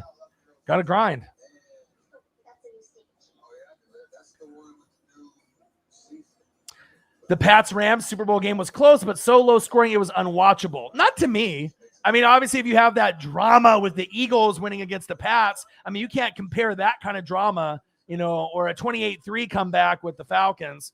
You know what I mean? Not every Super Bowl, both defenses were good. I mean, it was hard to run the ball in New England, top 10 defense that year, and then Aaron Donald and what they brought. I mean, it's not like that Jared Goff is bad or Tom Brady is bad. It showed you how good the defenses were. I'm a defensive guy, so I mean, it's not what the public wants. Obviously, people love points and scoring and celebrations. No one likes an old school grinded out, just rolling in the mud and battling in the trenches, O-line, D-line, not giving up a lot and getting a lot of play.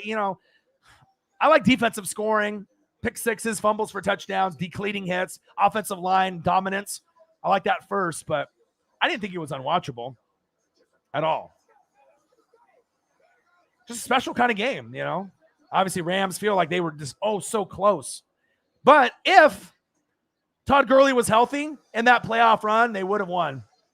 I'm very confident of that.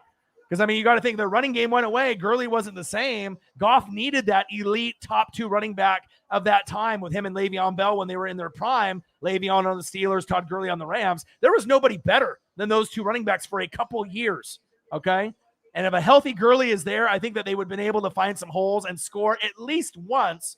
So maybe overtime and maybe New England wins. But I just think if Gurley was healthy the whole season that year, it could have had a different outcome. Of course, New England could have still won, but I think the Rams team was good enough to win that year. I mean, the Phillies won once and the Giants have won twice. So if you're in the NFC East, that's the kryptonite, pretty much for New England fans. And then, I mean, I've had success on the AFC West, Raiders and Kansas City. And I'll never forget it. That's facts. That's another one. Needed him. Trench warfare. It's great, man. I love offensive line play. 28-3. For you, it was boring. But you know what? I had friends over, and I told them that when they were down that the Pats were going to come back and win. I said they're going to force overtime, and they're going to dink and doink, and they're going to come back and win. And lo and behold, they dinked and doinked and had some great plays by Edelman and Gronk, and they found a way to come back to get to overtime and win. And I don't know, sometimes I can just predict shit. Like I just knew 25 would have been impossible for anyone else besides Brady and Manning. Peyton Manning and Brady could do it. No, anyone else? Probably not.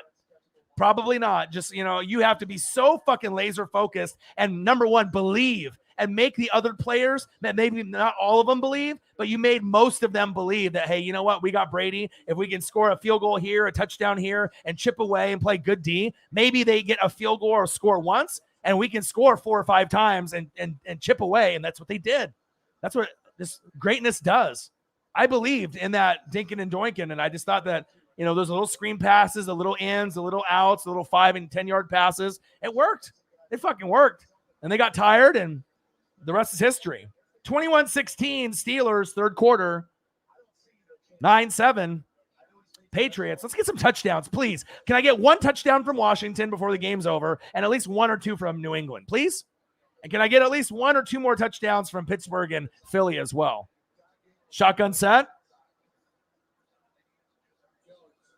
Mac Jones going long, going deep.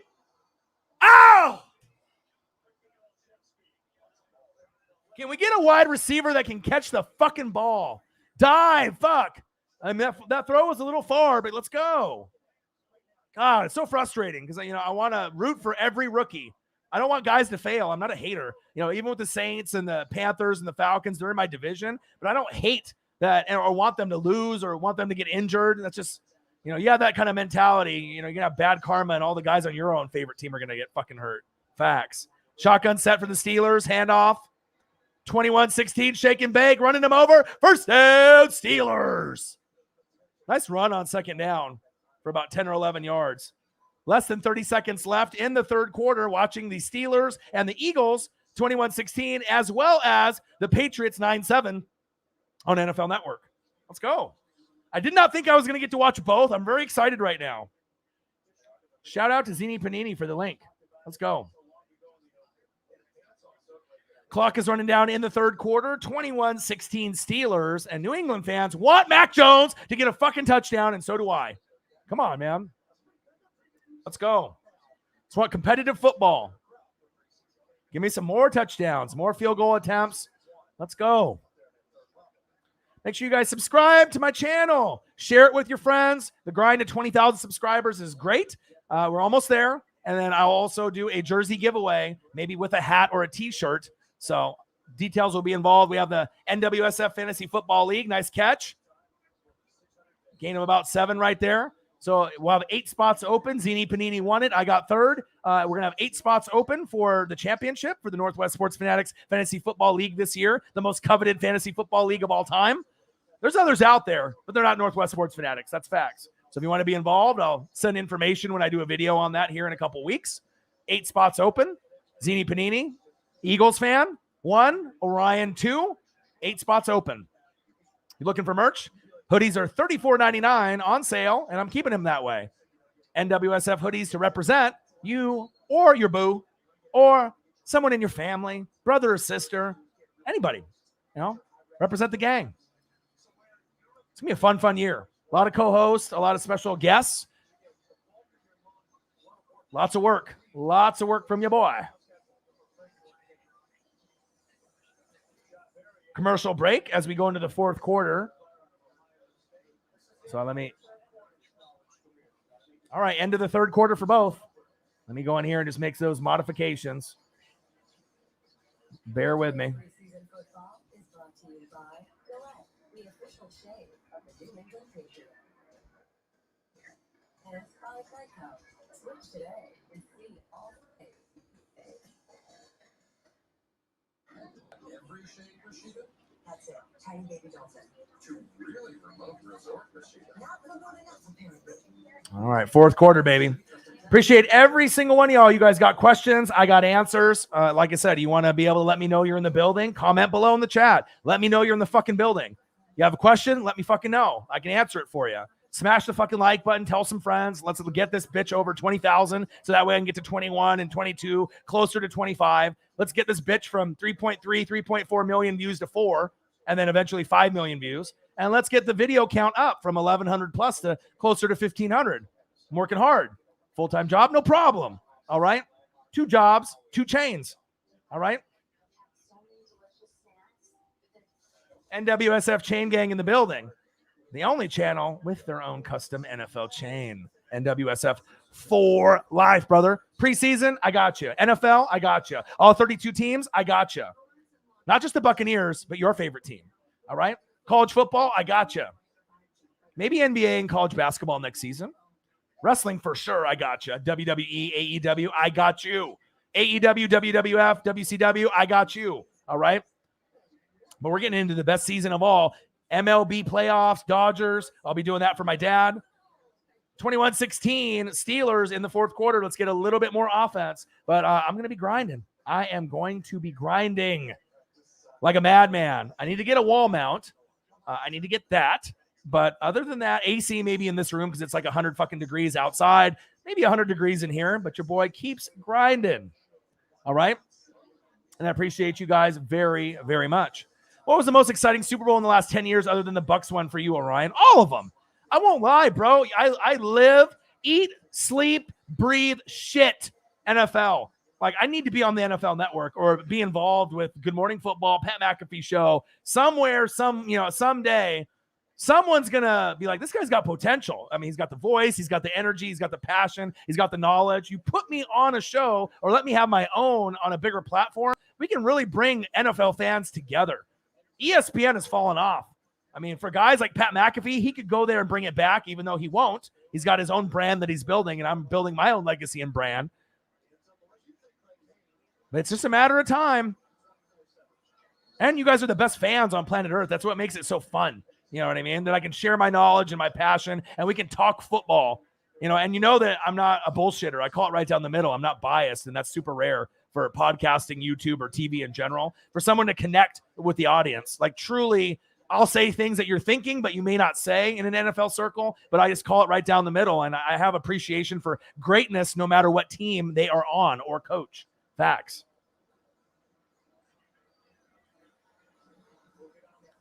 Pedro in the building. Redskins, scrambling, gambling. Incomplete. Now they got a little interview here on the sideline. Pedro, my guy, how are you? Pedro says, if you say, Flamengo, I will send you $50. Well, you don't need to send me $50, but if you do, be greatly appreciated. Obviously, I got fans that donate $1, $2, $3, $5, $10, $15, $20, $25, $50. I mean, should be more than just a Flamengo. You know what I mean? Just my hard work, my passion, my energy, my knowledge for the game.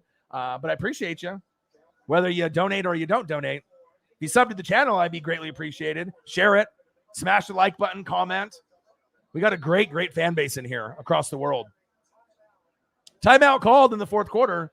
9-7 New England.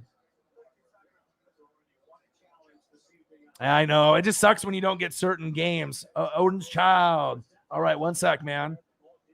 Let me, 1 sec. I got it from Zini Panini. So if you're trying to watch 2 games at once here, are you trying to do it like me?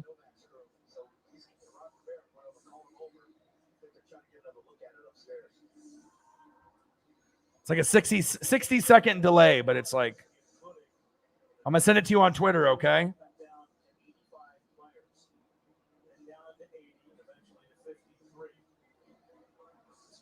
Did you get it, Odin Child? I just sent it to you. Click, and then you're good. Cool? That way we can watch both, dude.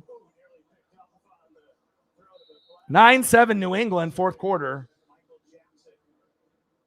Dude, the fans are the best. Always looking out for me. The donations are always fire. The conversations are always fire. And the fan bases and just the interaction is just so fun.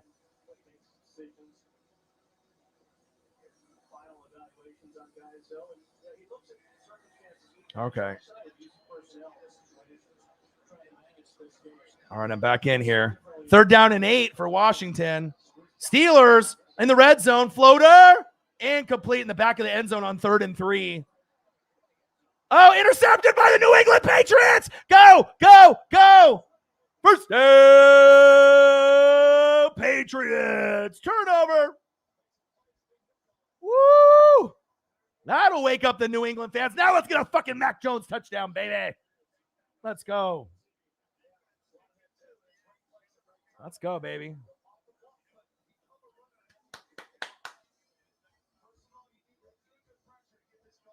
NWSF Chain Gang in the building. Retail value, $200.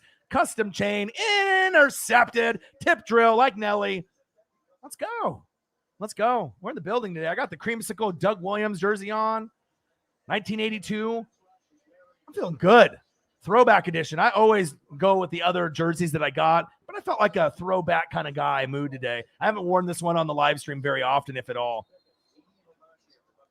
I think I wore it in some previous like uploads, but I don't think I've ever worn it on a live stream. Just feeling saucy today, man. And it's got the patch.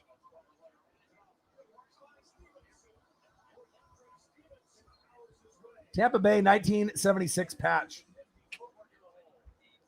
When you have patches on jerseys, it just takes the jersey to a whole nother level. Whether it just comes stock that way or I made my jerseys. Like on college football jerseys for the Ducks, I take them to a seamstress and I get the names on the back put on. So like LaMichael James, I had James sewn on the back. Because college football jerseys, when you get the name sewn in, it looks so much better. It's like, you know, with no name and just the number, it's like incomplete, you know? So I got Herbert, I got D'Anthony Thomas, and I put Mamba on the back because that's his nickname, just like Kobe Bryant. But he likes to spell it M-O-M-B-A, but I liked it as the snake, M-A-M-B-A, like Kobe.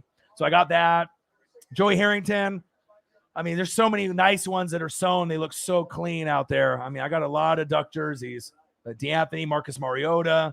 But most of them, it's like you can get like 5 letters on there because the jerseys that are sewn that are sold for college in the stores, the nameplate on the back doesn't stretch long enough than 5 letters. So if they have one like Mariota or Herbert, I haven't been able to get the name on that because then the letters would be too small and it would look kind of fucked up, you know? You want the letters for the names to be like the 3-inch, like the same size as the college in real life or in the NFL. If you make them like 1 inch or 2 inch, it just doesn't look right. So, yeah, but I got some really nice LaMichael James ones. I got the Natty one when we played Auburn.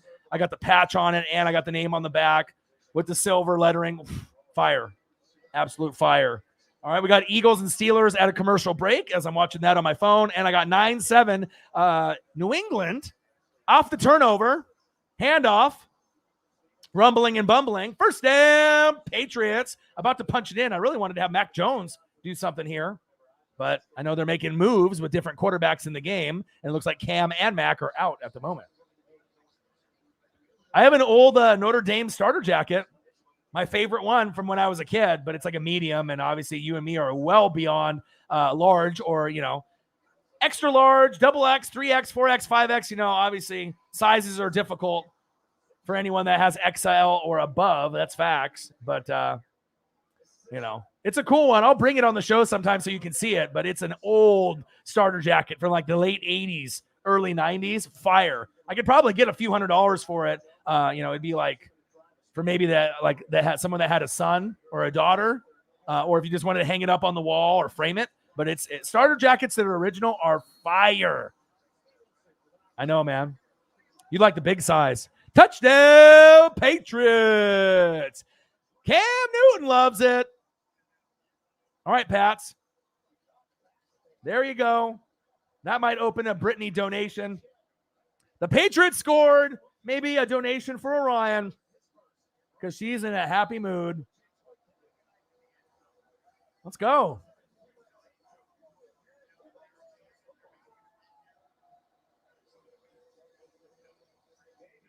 Woo!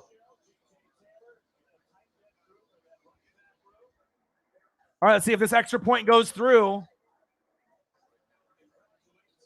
Come on, New England. Kick this through. 15-7. Let's make it 16-7. No! Motherfucker. Dude, all these guys miss left and right.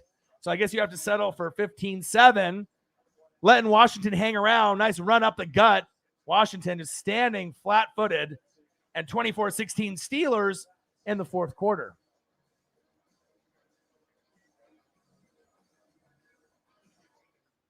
Brittany, my girl. Let's go. Big play. Flags coming out for Philly as the crowd goes wild, trying to come back this game and not lose to the Pittsburgh Steelers. Calling 2 games at once. Your boy's grinding. I hope everyone is having a fantastic Thursday. Make sure you guys subscribe to the channel. Smash the fucking like button either now or on your way out. Share it. Please help me get to over 20,000 subscribers sooner than later. I'll do a jersey giveaway and some prizes as well. We got a fantasy football league for the 3rd year. The annual NWSF, Northwest Sports Fanatics Fantasy Football League, will have 8 spots open this season. And we're going to be doing a lot of merch sales with the hoodie, and I'll come up with some new designs for a t-shirt as well. Smash it, the like button. Donate if you can. Super chat from YouTube on here now, or Cash App, $ORION, NWSF. Fourth quarter, Patriots 15-7, extra points and field goals missed. Sad, but Mac Jones is the man. Fourth quarter, Steelers, it's 24-16. But your boy is just, doing so many things and multitasking. I got to update and keep going.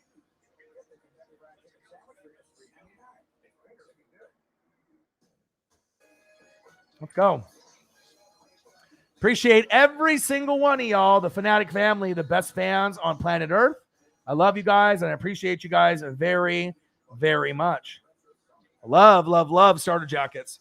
Anything that's like 80s or 90s, I just love. I got a Russell Athletic Ken Griffey Jr. authentic jersey, and it's sleeveless, so it's like a vest, like the ones that they wore in like 93, 95, and 97. It's white. Griffey on the nameplate is beautiful. It's like a Mitchell and Ness jersey. It's like a $500 jersey. I mean, that might be my favorite. And it comes with a Mariners turtleneck to go underneath it, long sleeve with Mariners on the collar. Unbelievable. I mean, like I said, that's a showstopper. When I wear that, that's like wearing the Ovo Drake hoodie that I have. That's like $500-$600 with the owl on the front from like the Hotline Bling video years ago, like in 2013. Still got it. Just amazing, man. Certain things just go for so much money. God damn it, make that. But I'm a big Drake fan. A lot of people hate Drake. I don't mind the R&B or the rap. I mean, I think if once he passes or, whenever he stops recording, I mean, it's going to be very hard to not say he was one of the more influential guys that kept the rap game afloat. You had the Tupac, you got the Biggie, Bone, and, all these other guys in the past, Tech Nine, and, everyone's left their mark, Jay-Z. I mean, there's just so many legends and greats. Kanye, I mean, if you like that type of music, and there's like mumble rappers and this and that, but as far as this generation in the last 10, 15 years, obviously Eminem had his great run, Dr. Dre, but Eminem had his run, one of my favorites of all time. But definitely, I can't hate on Drake. I mean, when the music comes on, sometimes it's radio play, sometimes it's not, sometimes it's catchy, sometimes, people don't like it, but, everyone's got their own opinion on who they like. I mean, I like E40 a lot for old school. I can listen to Pac and Biggie all day for the old school stuff. Bone Thugs and Harmony, I can listen to that. Tech Nine, I can listen to all that, plus some of the newer artists. I like a little bit of rock too, since wrestling theme songs are typically rock, and could be like a classic rock or kind of alternative. I mean, a little bit of everything.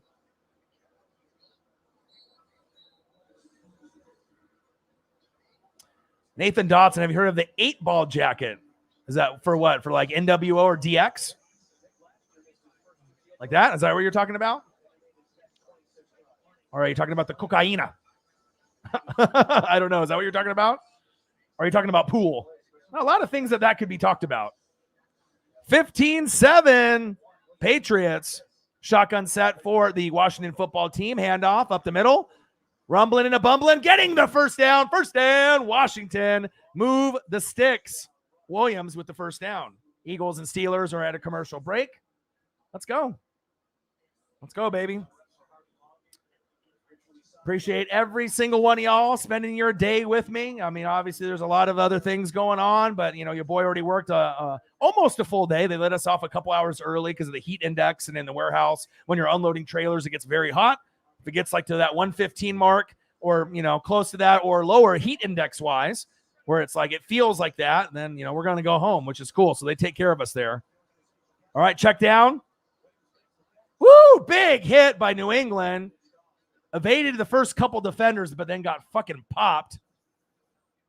But football's back, man. Preseason, NFL season is going to be right around the corner for regular. I'm going to be doing a lot of coverage. It was kind of exciting to do Hard Knocks, Dallas Cowboys. Ended up having 3,800 people in the stream. It was nice to get back to a stream that had a huge number again. You know what I mean? Sometimes I'll do uploads and I'll get 100 to 500 views, and that doesn't bother me. You know what I mean? As long as I got someone that loves the channel, loves the fan base, likes to chat, interact, and, just be a part of something special. But then once you end up getting, bigger views on, over 1,000, 2,000, 3,000, 5,000, 10,000, 11. I mean, I definitely want to get over the 10,000 mark at least a couple times this season. I think we did that twice last season. Saints and Bucks over 10,000, as well as the Baker Mayfield and Joe Burrow debut. That one hit 11,000 plus. So, but like I said, it could be one other person in the room or 1,000. I'm still going to be the same. Still want to acknowledge everyone. Still want to be able to have fun, not be biased, have a great fan base. So I don't quit, period. 15-7 New England over the Washington football team, and we got 24-16 Steelers over the Eagles. So I'm watching both. I'm doing both, trying to cover both here. Looks like Washington is going to punt. Steelers handoff up the middle. Runs into a Philly brick wall on 2nd and 9. Great defense right there by Ostman.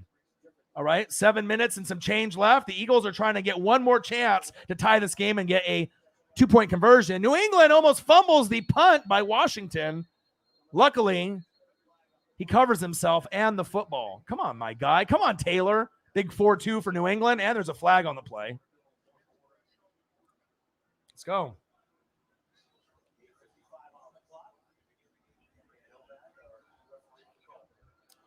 Holding. Receiving team.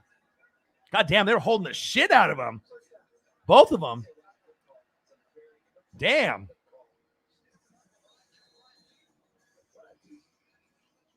15-7. Patriots. Touchdown. Eagles? I look down and I see celebrating, and I don't know, maybe they called it dead before then, which I assume they did when I looked down. Let me watch again.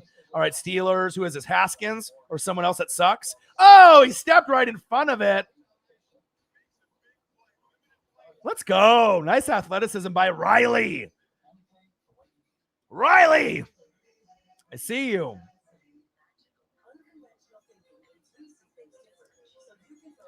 Yeah, we'll see. We still got plenty of time to see where it goes. Kingdom Connect, Chiefs Kingdom in the building. Burrow ain't better than Herbert. No, I don't think so either. Obviously, people can say I'm biased because I'm an Oregon Ducks super fan. People know me down there. You know, I usually sit front row within the first 10 rows behind the Duck bench or behind the visitor. You know, bring in the chains and the gloves. I get, Pac-12 photography. You know what I mean? I get usually on the Duck Vision board and on TV. I've watched Herbert front row multiple times. I've seen Harrington. I've seen DeAnthony Thomas, LaMichael, all the greats, Mariota. Herbert is special. He's top 10 already, right? He has the ability to be top 5 after the season. And he'll be battling with Josh Allen for 4, 5, and 6, right in that general range. And you got like Kyler and Lamar pecking at their heels. But I like Herbert and I like Allen more than those guys at the moment. But Burrow has potential to be a top 10 guy. He's got the skills. I mean, you got Joe Mixon at running back, who's probably top 13 in the league, right? 11, 12, 13, somewhere in there, maybe outside of the top 10. But it's still good, right? Then you got Jamar Chase, no more A.J. Green. You got Tyler Boyd, avoid the Boyd. You got T. Higgins, who was successful, right? So you got weapons. 3 good wide receivers, Higgins, Jamar Chase, avoid the Boyd, Tyler Boyd, Joe Mixon, Burrow. But your O-line could have used Penei Sewell instead, but hey, it is what it is. But the O-line is bad. Zach Taylor's bad. Defense is bad besides Jesse Bates III, one of the best safeties in football. But I agree. Nola boy, T. Roy Lee, Saints fan. Nyland Saints in the building. How are you, man? Lots of drama this year. Jameis or Taysom, Michael Thomas drama. No AK-41 drama, but very interested to see on what you guys do. Saints in the building. They're always in the building. Very heavy. Probably the number 1 fan base on the channel besides the Philadelphia Eagle fan base. And maybe the Chiefs as well. Saints in the building. Chiefs Kingdom in the building. My guy. 15-7 New England. We just wanted to see a little bit more Mac Jones. Wanted him to throw for a couple touchdown passes. But as you know, sometimes preseason games are a little bit lower scoring. Eagles with the big interception, trying to get the comeback. The 16-24 deficit. 8 points. They can do it. All right? They can do it. I'm doing 2 games at once. I got a link from one of the individuals here on the channel, Zini Panini, super fan for the Eagles that lives in Wisconsin. So now I'm doing the Steelers versus the Eagles, 24-16, as you can see in the ticker. And I'm also doing New England and Washington on the TV here in the studio. Let them know. What team do you represent? Let me know you're here in the building. Comment below what team you fuck with. Buccaneers all day, every day for your boy. All right, NWSF Chain Gang in the building. Make sure you guys subscribe to the channel. Share that shit on Instagram, Twitter, TikTok. I don't give a fuck. All right, let's get this channel over 20,000 and keep it in that direction, trending upwards. All right, 3.3, 3.4 million views. Let's get that bitch to 4 and eventually 5. And there'll be over 1,100 videos in the library now. Let's get that bitch up to 15. So 100. All right, this will be my 5th year on YouTube, 9th year recording, grinding. A lot of special guests this season on the channel, as well as special co-hosts on the channel. And I'm going to be doing a lot of NFL, a lot of college football, NBA and college basketball. When that comes back, I'll do the MLB playoffs with the Dodgers, and I'll do a lot of wrestling, WWE, AEW, a lot of that as well. TN Jose in the building. What to do? Going long, going deep. Incomplete. Uh-oh. Did the Steelers intercept that football? What happened? Oh, Steelers with a big interception. I was going long and deep with New England. I think that's maybe Brian Hoyer. Come on. So the Eagles get the turnover. Now the Steelers get the turnover. Who are you throwing to? Woo, what coverage. Wow. What a play by Pittsburgh. Will Hurts play good this year? Yes. Come on, man. Top 10 fantasy football quarterback, not top 10 overall. But like I said, you got Miles Sanders, pretty good running back. Dallas Goedert, top 5 tight end, right on the borderline with a Kyle Pitts, right? You got Zach Ertz, so bad it hurt Zach Ertz with the blonde frosted tips. He don't want to be there, but if you don't get traded, he'll put up something. All right, Devontae Smith, the Heisman winner, right? You got an offensive line with Brooks and Lane Johnson and Kelsey, studs. Dillard, stay healthy, okay?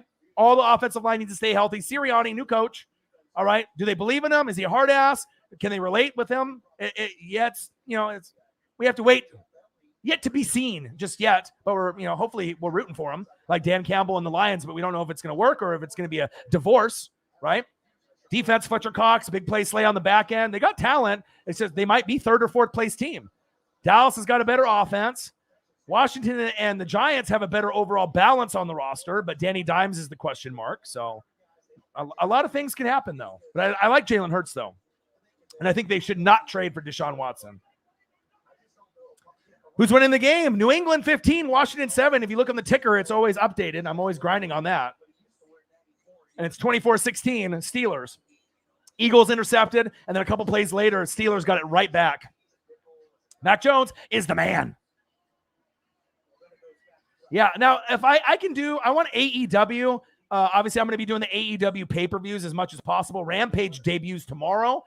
So if you end up watching AEW Dynamite on Wednesdays, now they're going to have another show for Rampage since Vince is firing everyone from WWE and the roster is getting bigger. So I'm excited.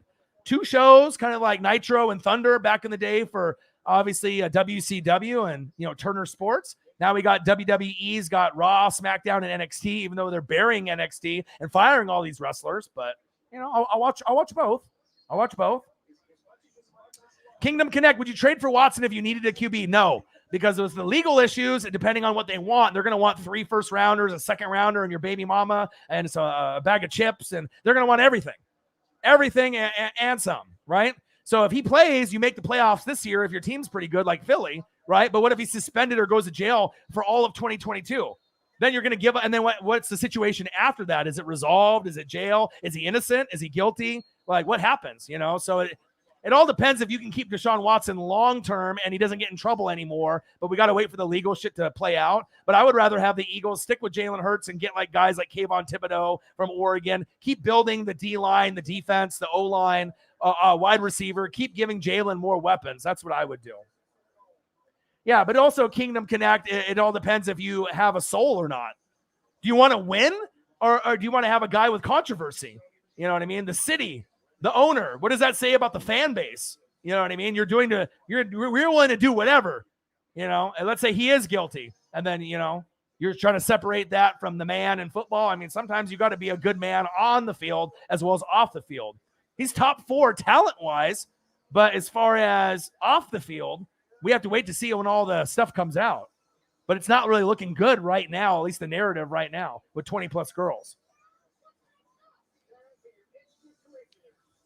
If Watson is cheap, yeah, you trade more than that. Watson's going to be given up for like 3 first-rounders, a second-rounder, and more. It won't be done for 1 or 2 first-rounders. This is Deshaun Watson. This is like the future of the league, if he doesn't have issues. Like, him and Russell Wilson and Rodgers and Patrick Mahomes, those are like the best. And then you got Herbert and Josh Allen knocking on the door, trying to take the spot. So 24-16, Steelers are rumbling and a bumbling, trying to eliminate the clock. Other game is on commercial break. I am doing 2 games at once because your boy is always grinding. All right, make sure you guys subscribe to the channel. Smash the fucking like button. Tell some friends to tell some friends. Let's get to 20,000, under 300 subs to go to get back to that number. All right, some people sub, some people take their sub away. It's fine. I'm going to keep grinding, working hard, get more. All right, we got the best fans on planet Earth in the chat, the Fanatic family. Fan bases from all over the United States and beyond, from the West Coast, from Oregon to the East Coast. Steelers rumbling and a bumbling. First down, Pittsburgh. Move the chains. Great run on second down. Can't wait for the rookies. Can't wait for more preseason games. I'm going to do as many as possible. But I got to also have a little fun floating. I mean, it's been like 100 degrees the last like 3 or 4 days. It's supposed to be over 100 tomorrow. It's 100 in this room right now, even though I got a box fan going. It's very, very hot. Went to the pool. You can tell I'm getting a little bit of a tan. I'm getting definitely more dark. Just trying to have a little bit of fun, but I'm going to still do a lot of work. probably go floating Saturday. So instead of me calling 3 or 4 games on Saturday, maybe 1, but I'll do Sunday more than likely in the morning. And I'm going to do as much as I can. Facts. Love football. No one's going to outwork me. And you guys are awesome, man. The donations, the chat, just the interaction. It's fun.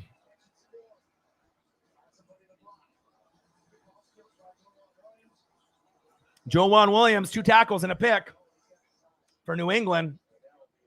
Steelers are trying to run the clock out. Don't really like Dwayne Haskins. I don't like Mason Rudolph, and they got to get someone better than Big Ben. So I'm interested to see where they go. Play action fake. Floater. Almost incomplete. Good defense by New England. Washington is pressing. I think they're going to lose this game. Like I said, New England knows they're trying to throw. They can bring the house. They can bring, 7 in the box, 8 in the box, 9 in the box. They can go one-on-one on the outside. It's not looking good for Washington at this point. Mac and Cheese is the fucking man with this team. And I think he would have been the man on the Niners too, because it's about coaching. Those guys need to be coached up. All right? Justin Fields, Mac Jones. Okay? Trey Lance as well needs to be coached up. Great areas for them with coaching. I'm not big on Nagy. All right, but Justin Fields has the talent to succeed there for Chicago. Facts. Mac Jones and Trey Lance can succeed because of the coaches that are mentoring them. Belichick, McDaniels for Mac Jones, Mac and Cheese, right? Kyle Shanahan for Trey Lance. Nagy, don't really like so much, but Fields got talent. I love Saleh and Zach Wilson. Give it time to get more pieces there. Elijah Moore had the hammy. He'll be the breakout star that no one's talking about at wide receiver. Elijah Moore from Ole Miss. Same school as A.J. Brown and DK Metcalf. He's just kind of a tiny Tyler Lockett clone. Okay, small receiver. Okay. And obviously we know Trevor Lawrence will have his time. Okay, 24-16 on second down. Eagles are trying to get one more opportunity, and it's 15-7 New England, both in the fourth quarter. Where do you think Watson would go if he gets traded? Good question. The Eagles have the most capital, and that one makes the most sense. But I don't know if that would be great for Jalen Hurts and his confidence. It would be like Carson Wentz all over again, except Carson Wentz is Jalen Hurts in this scenario. Deshaun Watson's there. The only way you're getting in is if Watson gets hurt. Flick of the wrist, incomplete. Washington is pressing like a motherfucker. Raiders, if they have the draft capital, but I think they believe in Carr also.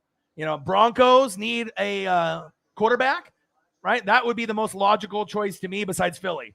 One team in the NFC, Philly, makes the most sense. Most sense in the AFC, I would go Denver. Obviously, Rodgers is, but Deshaun Watson he would look good there too. Rodgers or Watson could go to the AFC Championship game with that Denver roster.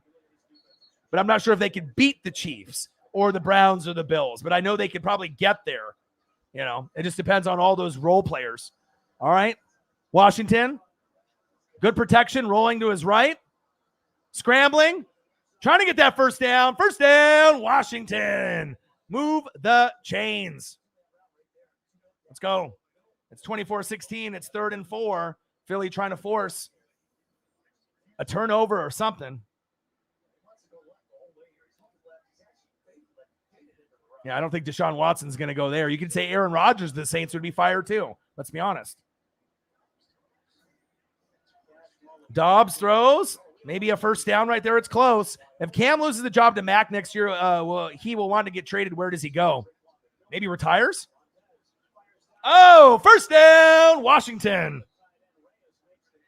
Reyes with a nice grab. Now you got a player on New England that might be concussed.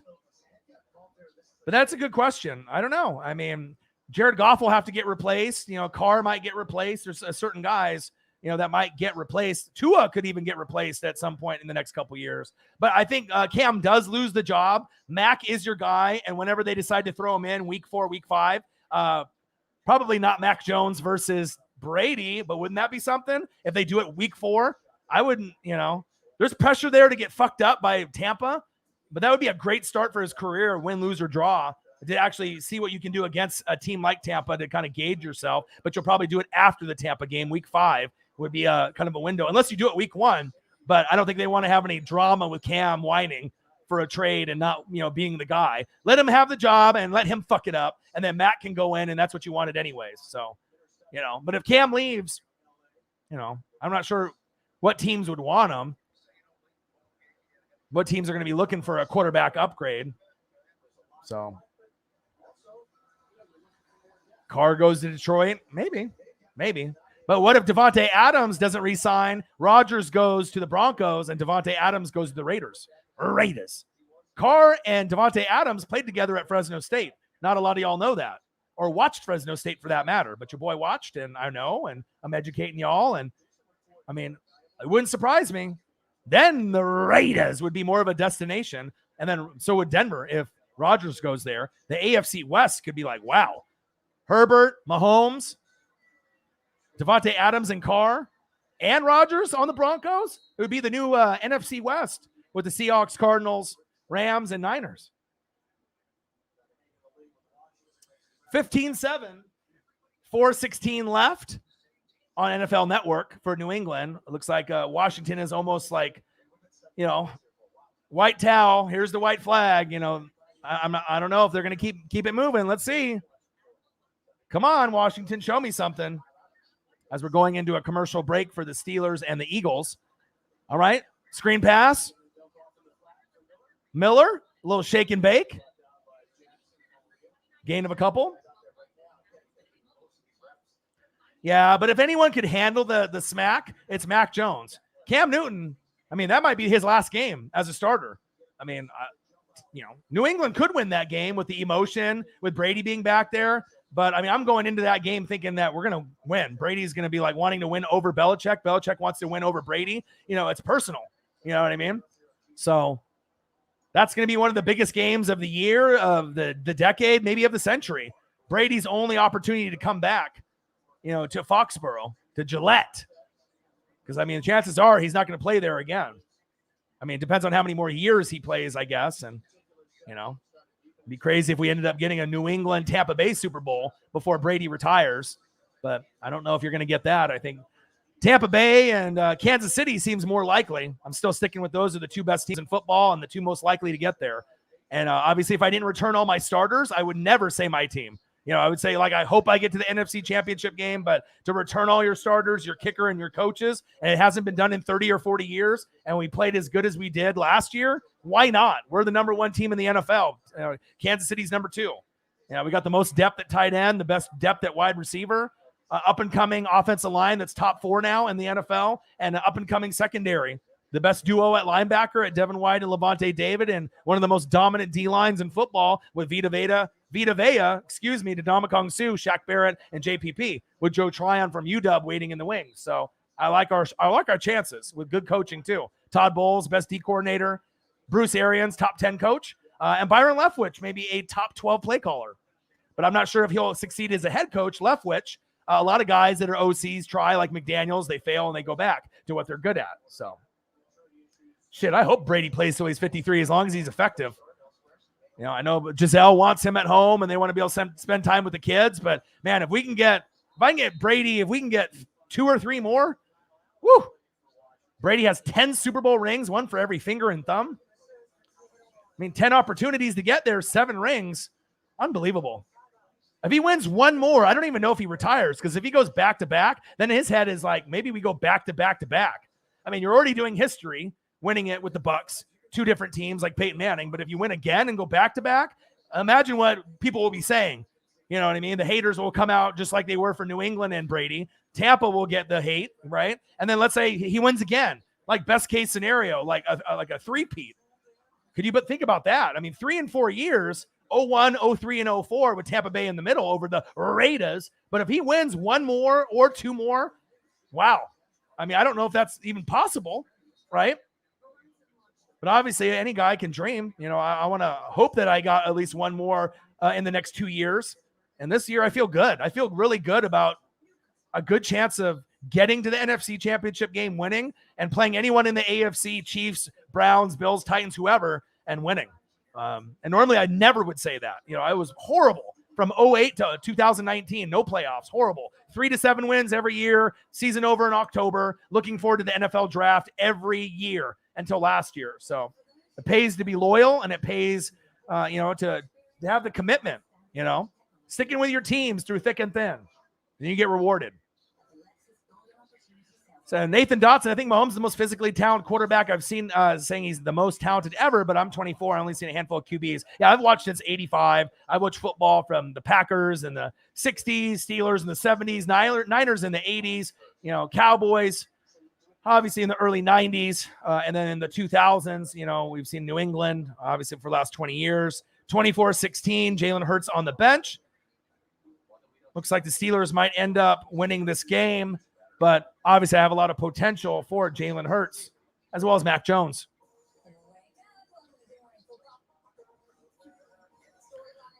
Yeah. All right, man. Odin Child, my guy, appreciate you. Make sure you guys subscribe to the channel. Smash that like button either now or on your way out. Donate to your boy if you can. Either Cash App, $ORION-NWSF, or the YouTube Super Chat. Even if it's $1, everything is greatly appreciated. Your boy's working hard. Already worked almost a full day. 100 degrees plus outside, 100 degrees in here, but your boy's still grinding. I'm calling 2 games. Steelers, Eagles, as well as the Washington football team versus the New England Patriots. Smash the like button. Donate to your boy. Subscribe to the channel. Share it. Help me get to 20,000 subscribers and beyond and try to get closer to the 4 million view mark. I need your guys' help, and we're going to have a great year, preseason, regular season, and everything in between. Nice throw. Intercepted. Big play by New England right there. Let's go. Appreciate every single one of y'all that's in the room. Like I said, if you want to comment below and let me know you're here, or let me know what team you root for. If you want to do that, you can say, I fuck with this team. Let me know that you're in the building. Obviously, I already know most of your guys' favorite teams and who you are. But maybe there's some new people in the building. You never know. Streams will fluctuate with viewers and whatnot, but nobody donates more per person than on this channel, and that's much love. Screen pass for Washington. Nice stiff arm, trying to get into the red zone. And the game is over as far as the Steelers over the Eagles. 24-16 is the final, so let me update that.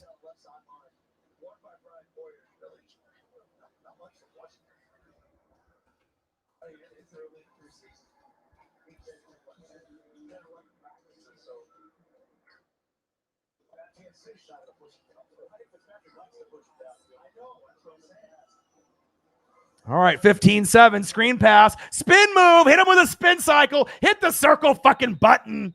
Let's go. Washington football team trying to score here in garbage time. Let's go, baby. Let's go, baby. It's crazy. They said I had a horrible line. By the time the year was over, they were top 10. They're ranked 4th right now in the NFL. Jensen, Pro Bowl stud center, one of the best in the league. Tristan Wirfs, one of the best tackles in the league already. They got so many great pieces on the line. And the secondary, the Gravediggers, I'm really proud of them. Carlton Davis, Sean Murphy Bunting, Jamel Dean, Antoine Winfield Jr. Are you kidding me? All of them are young and up and coming. And you already got Devin White, the best linebacker in the game. Darius Leonard's there. Fred Warner's there. Bobby Wagner's there. But I feel after this season, everyone will know Fred Warner's great. Darius Leonard's great, right? Everyone knows that Bobby Wagner's great. But I think you're going to start to see Devin White take his game to the next level and be that Luke Kuechly, that Ray Lewis type of linebacker, that Brian Urlacher, that guy. He's special. Not saying that Darius Leonard, Bobby Wagner, and Fred Warner aren't special. All those guys could be Hall of Fame when it's all said and done as well. Shotgun set. Washington. Scrambling, gambling, rolling to his right. Pump fake. Bobbled. Touchdown, Washington. With 1:26 left. Are you kidding me?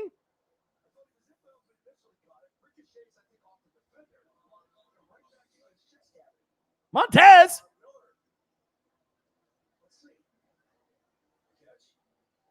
Woo! He bobbled it. He got the touchdown. Yeah, New England isn't going to get any sympathy, right? But, I mean, a lot of jealousy goes on, But, like, for Brady, there's a lot of Brady haters, right? And now they kind of fuck with Brady. They root for me. They root for my Bucks. They root for Brady on that team. It's different. It's NFC. It's very impressive, you know what I mean, to see what he, has really accomplished. Once he's retired and he's gone, the Brady haters will be like, wow, like, really reflect on how many things that he accomplished in New England and Tampa. And it might not be over. He might have 1 or more Super Bowls left in him before he retires, depending on if he plays for 2 or 3 more years. All right, here we go. 15-13, going for a 2-point conversion. Floater! 2-point conversion's good! Oh, my. What a fucking fade route in the back of the end zone. Gandy Golden with the reception. Wow, motherfucker. Motherfucker. Turned around, too. Motherfucker. Okay, Washington. You ask and you shall receive. I want a little bit more scoring, I said. And boom, this is what we fucking get. This is what we fucking get.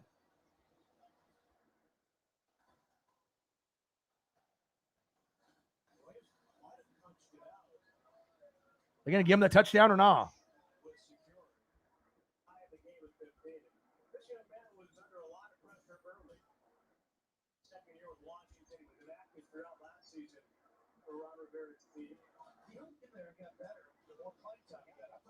Updating the ticker for anyone that if you see me pause, I'm not being lazy or spacing out. Usually someone's writing something to me, email, but I'm usually updating the ticker. So your boy's working hard. All right, multitasking, watching the fucking game, watching the other game, Eagles Steelers, looking at the chat, looking at the TV, looking at social media, calling the game. It takes talent, a lot of hard work and effort. But you guys make it so enjoyable for me. He bobbles, but then he gets oh,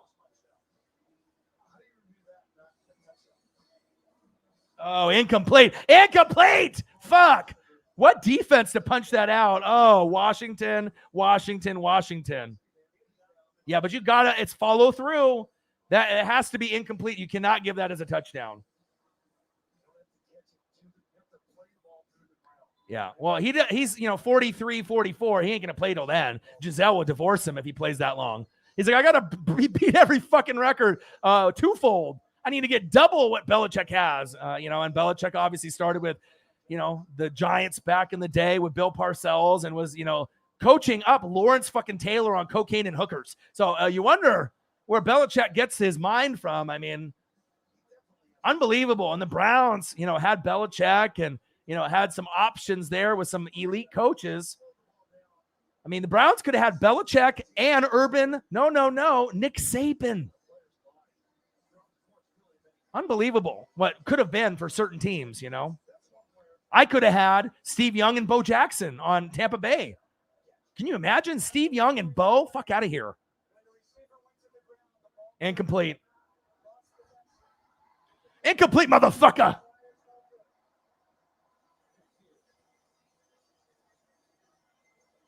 Facts. It's always that.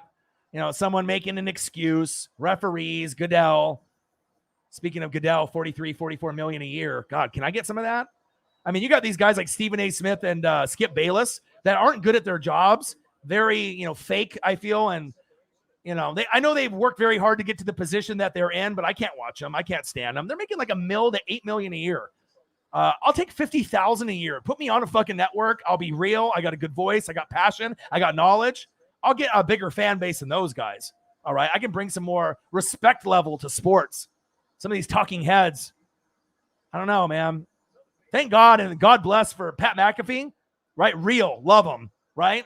Good Morning Football. Nate Burleson and Kay Adams, Schrager, Peter Schrager, and Kyle Brandt. God bless them too. And Good Morning Football. Those are the only shows that I can watch.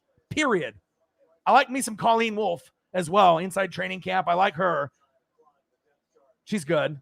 Jane Slater's got good stuff for the Dallas Cowboys. I mean, it's just, I don't really like Joe Buck. Troy Aikman's okay. I love Romo and Nance. They're the best duo. I'm a Madden and Summerall announced team kind of guy. Gus Johnson is coming back. If you remember him, he's got the most energy in college basketball and college football from back in the day. He's coming back with Aqib Talib. So when you watch some of these matchups, Gus Johnson, when he's announcing, will be fire.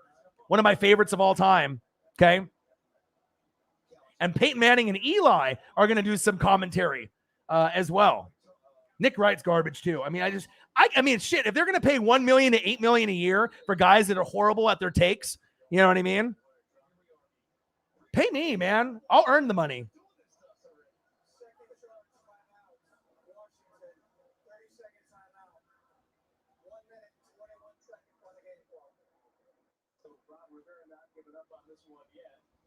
Let me adjust some things.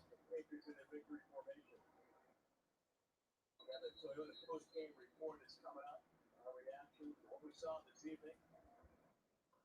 Preseason games. 22nd year at Patriots. 15-13. Ain't that the truth? I mean, I just, some people love some of the guys on TV, but yeah, Madden and Summerall is my favorite. Shake and bake. Minute 17 left. New England up 15-13. But I mean, I'm always going to grow up a Madden and Summerall guy. I'm old though, too. I was born in 82. I've been watching football since 85. I've watched numerous football from 60s, 70s, 80s, 90s, 2000s, and current. All 32 teams. Over 100,000 hours put in the channel. And I do read and watch film 5 to 6 hours a day after I get off work. And then I do this too. So it's like 2 full-time jobs, and I'm really putting in the time. Joel Baker, it's the throwback, the creamsicle.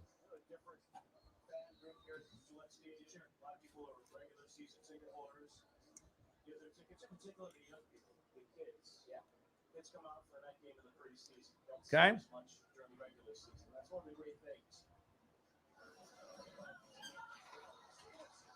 Let's go. Big run. Got the Doug Williams on. Go, go, go, go, go, go, go. The 10, the 5, touchdown, Patriots. The Doug Williams 1982 jersey. Woo! Touchdown, New England. For all the people that left the stream early, that was premature. The game is over, or maybe it's not. But you got some more scoring. Let's go. Yeah, man. I normally don't throw the Tennessee Volunteer creamsicle Tampa Bay orange jersey. I just felt like a throwback mood. Okay. And I got the Derek Brooks, and I got over 10 Tampa Bay jerseys. I mean, I got Keyshawn Johnson. I got all kinds. I got Simeon Rice, Warren Sapp, Derek Brooks. I got Muscle Hamster, not Honey Badger, Muscle Hamster, Doug Martin, Josh Freeman, Levante David, Devin White. I mean, it goes on and on and on and on, man. Big fucking play right there. Call the authorities. That's what they like to steal from me. Someone call 911. Sack lunch. Yum, yum, yum. Madden, you stole it from me. I'm still not getting any money for that or recognition. How dare you? All right. I know people need to come up with material, right? But you can at least give me credit. Sack lunch. Yum, yum, yum. I made that up. Come on, man. My custom nicknames, AK-41, Tyler, get to the door and lock it. You're not hearing these on NFL Network and other places. People watch YouTube. Okay, I get it. And they watch social media. They're like, what's hot on the streets? Let me steal some shit from Orion and take ownership of it. Okay. I know other YouTubers steal my shit. It's flattering. I'm the originator, though. Often imitated, never duplicated. Come up with your own fucking original nicknames and catchphrases. Not that hard. Use your goddamn brain. But I guess some people, they just rather do that the easy way, right? 13 for 19, 87 yards.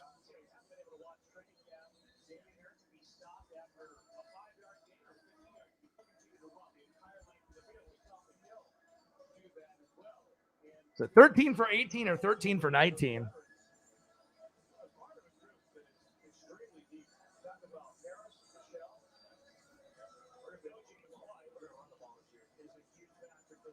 $22-13.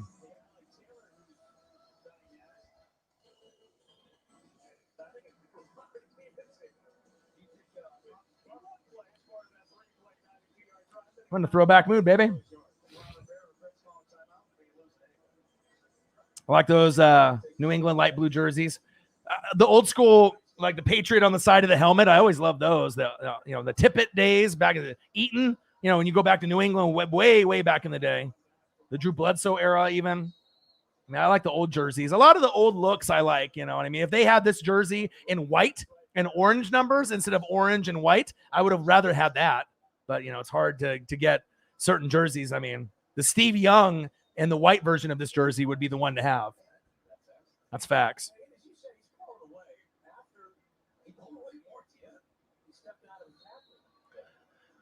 Yeah, that's true. And they steal it though from like content creators, people on YouTube, people on Snapchat, people on TikTok, Instagram, Twitter, Facebook. A lot of thievery is going on. All right. But if you are paying attention, you know where it's coming from. I mean, there's some really intelligent creative minds, and there's a lot of people that are just not, 22-13, New England. You hated the red jerseys, though? I don't know. All of them are fire to me.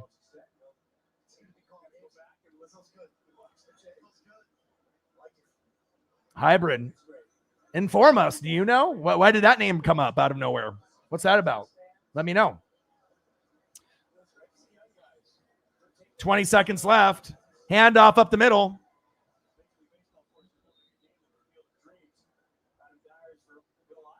All right, the clock is running. And that is it.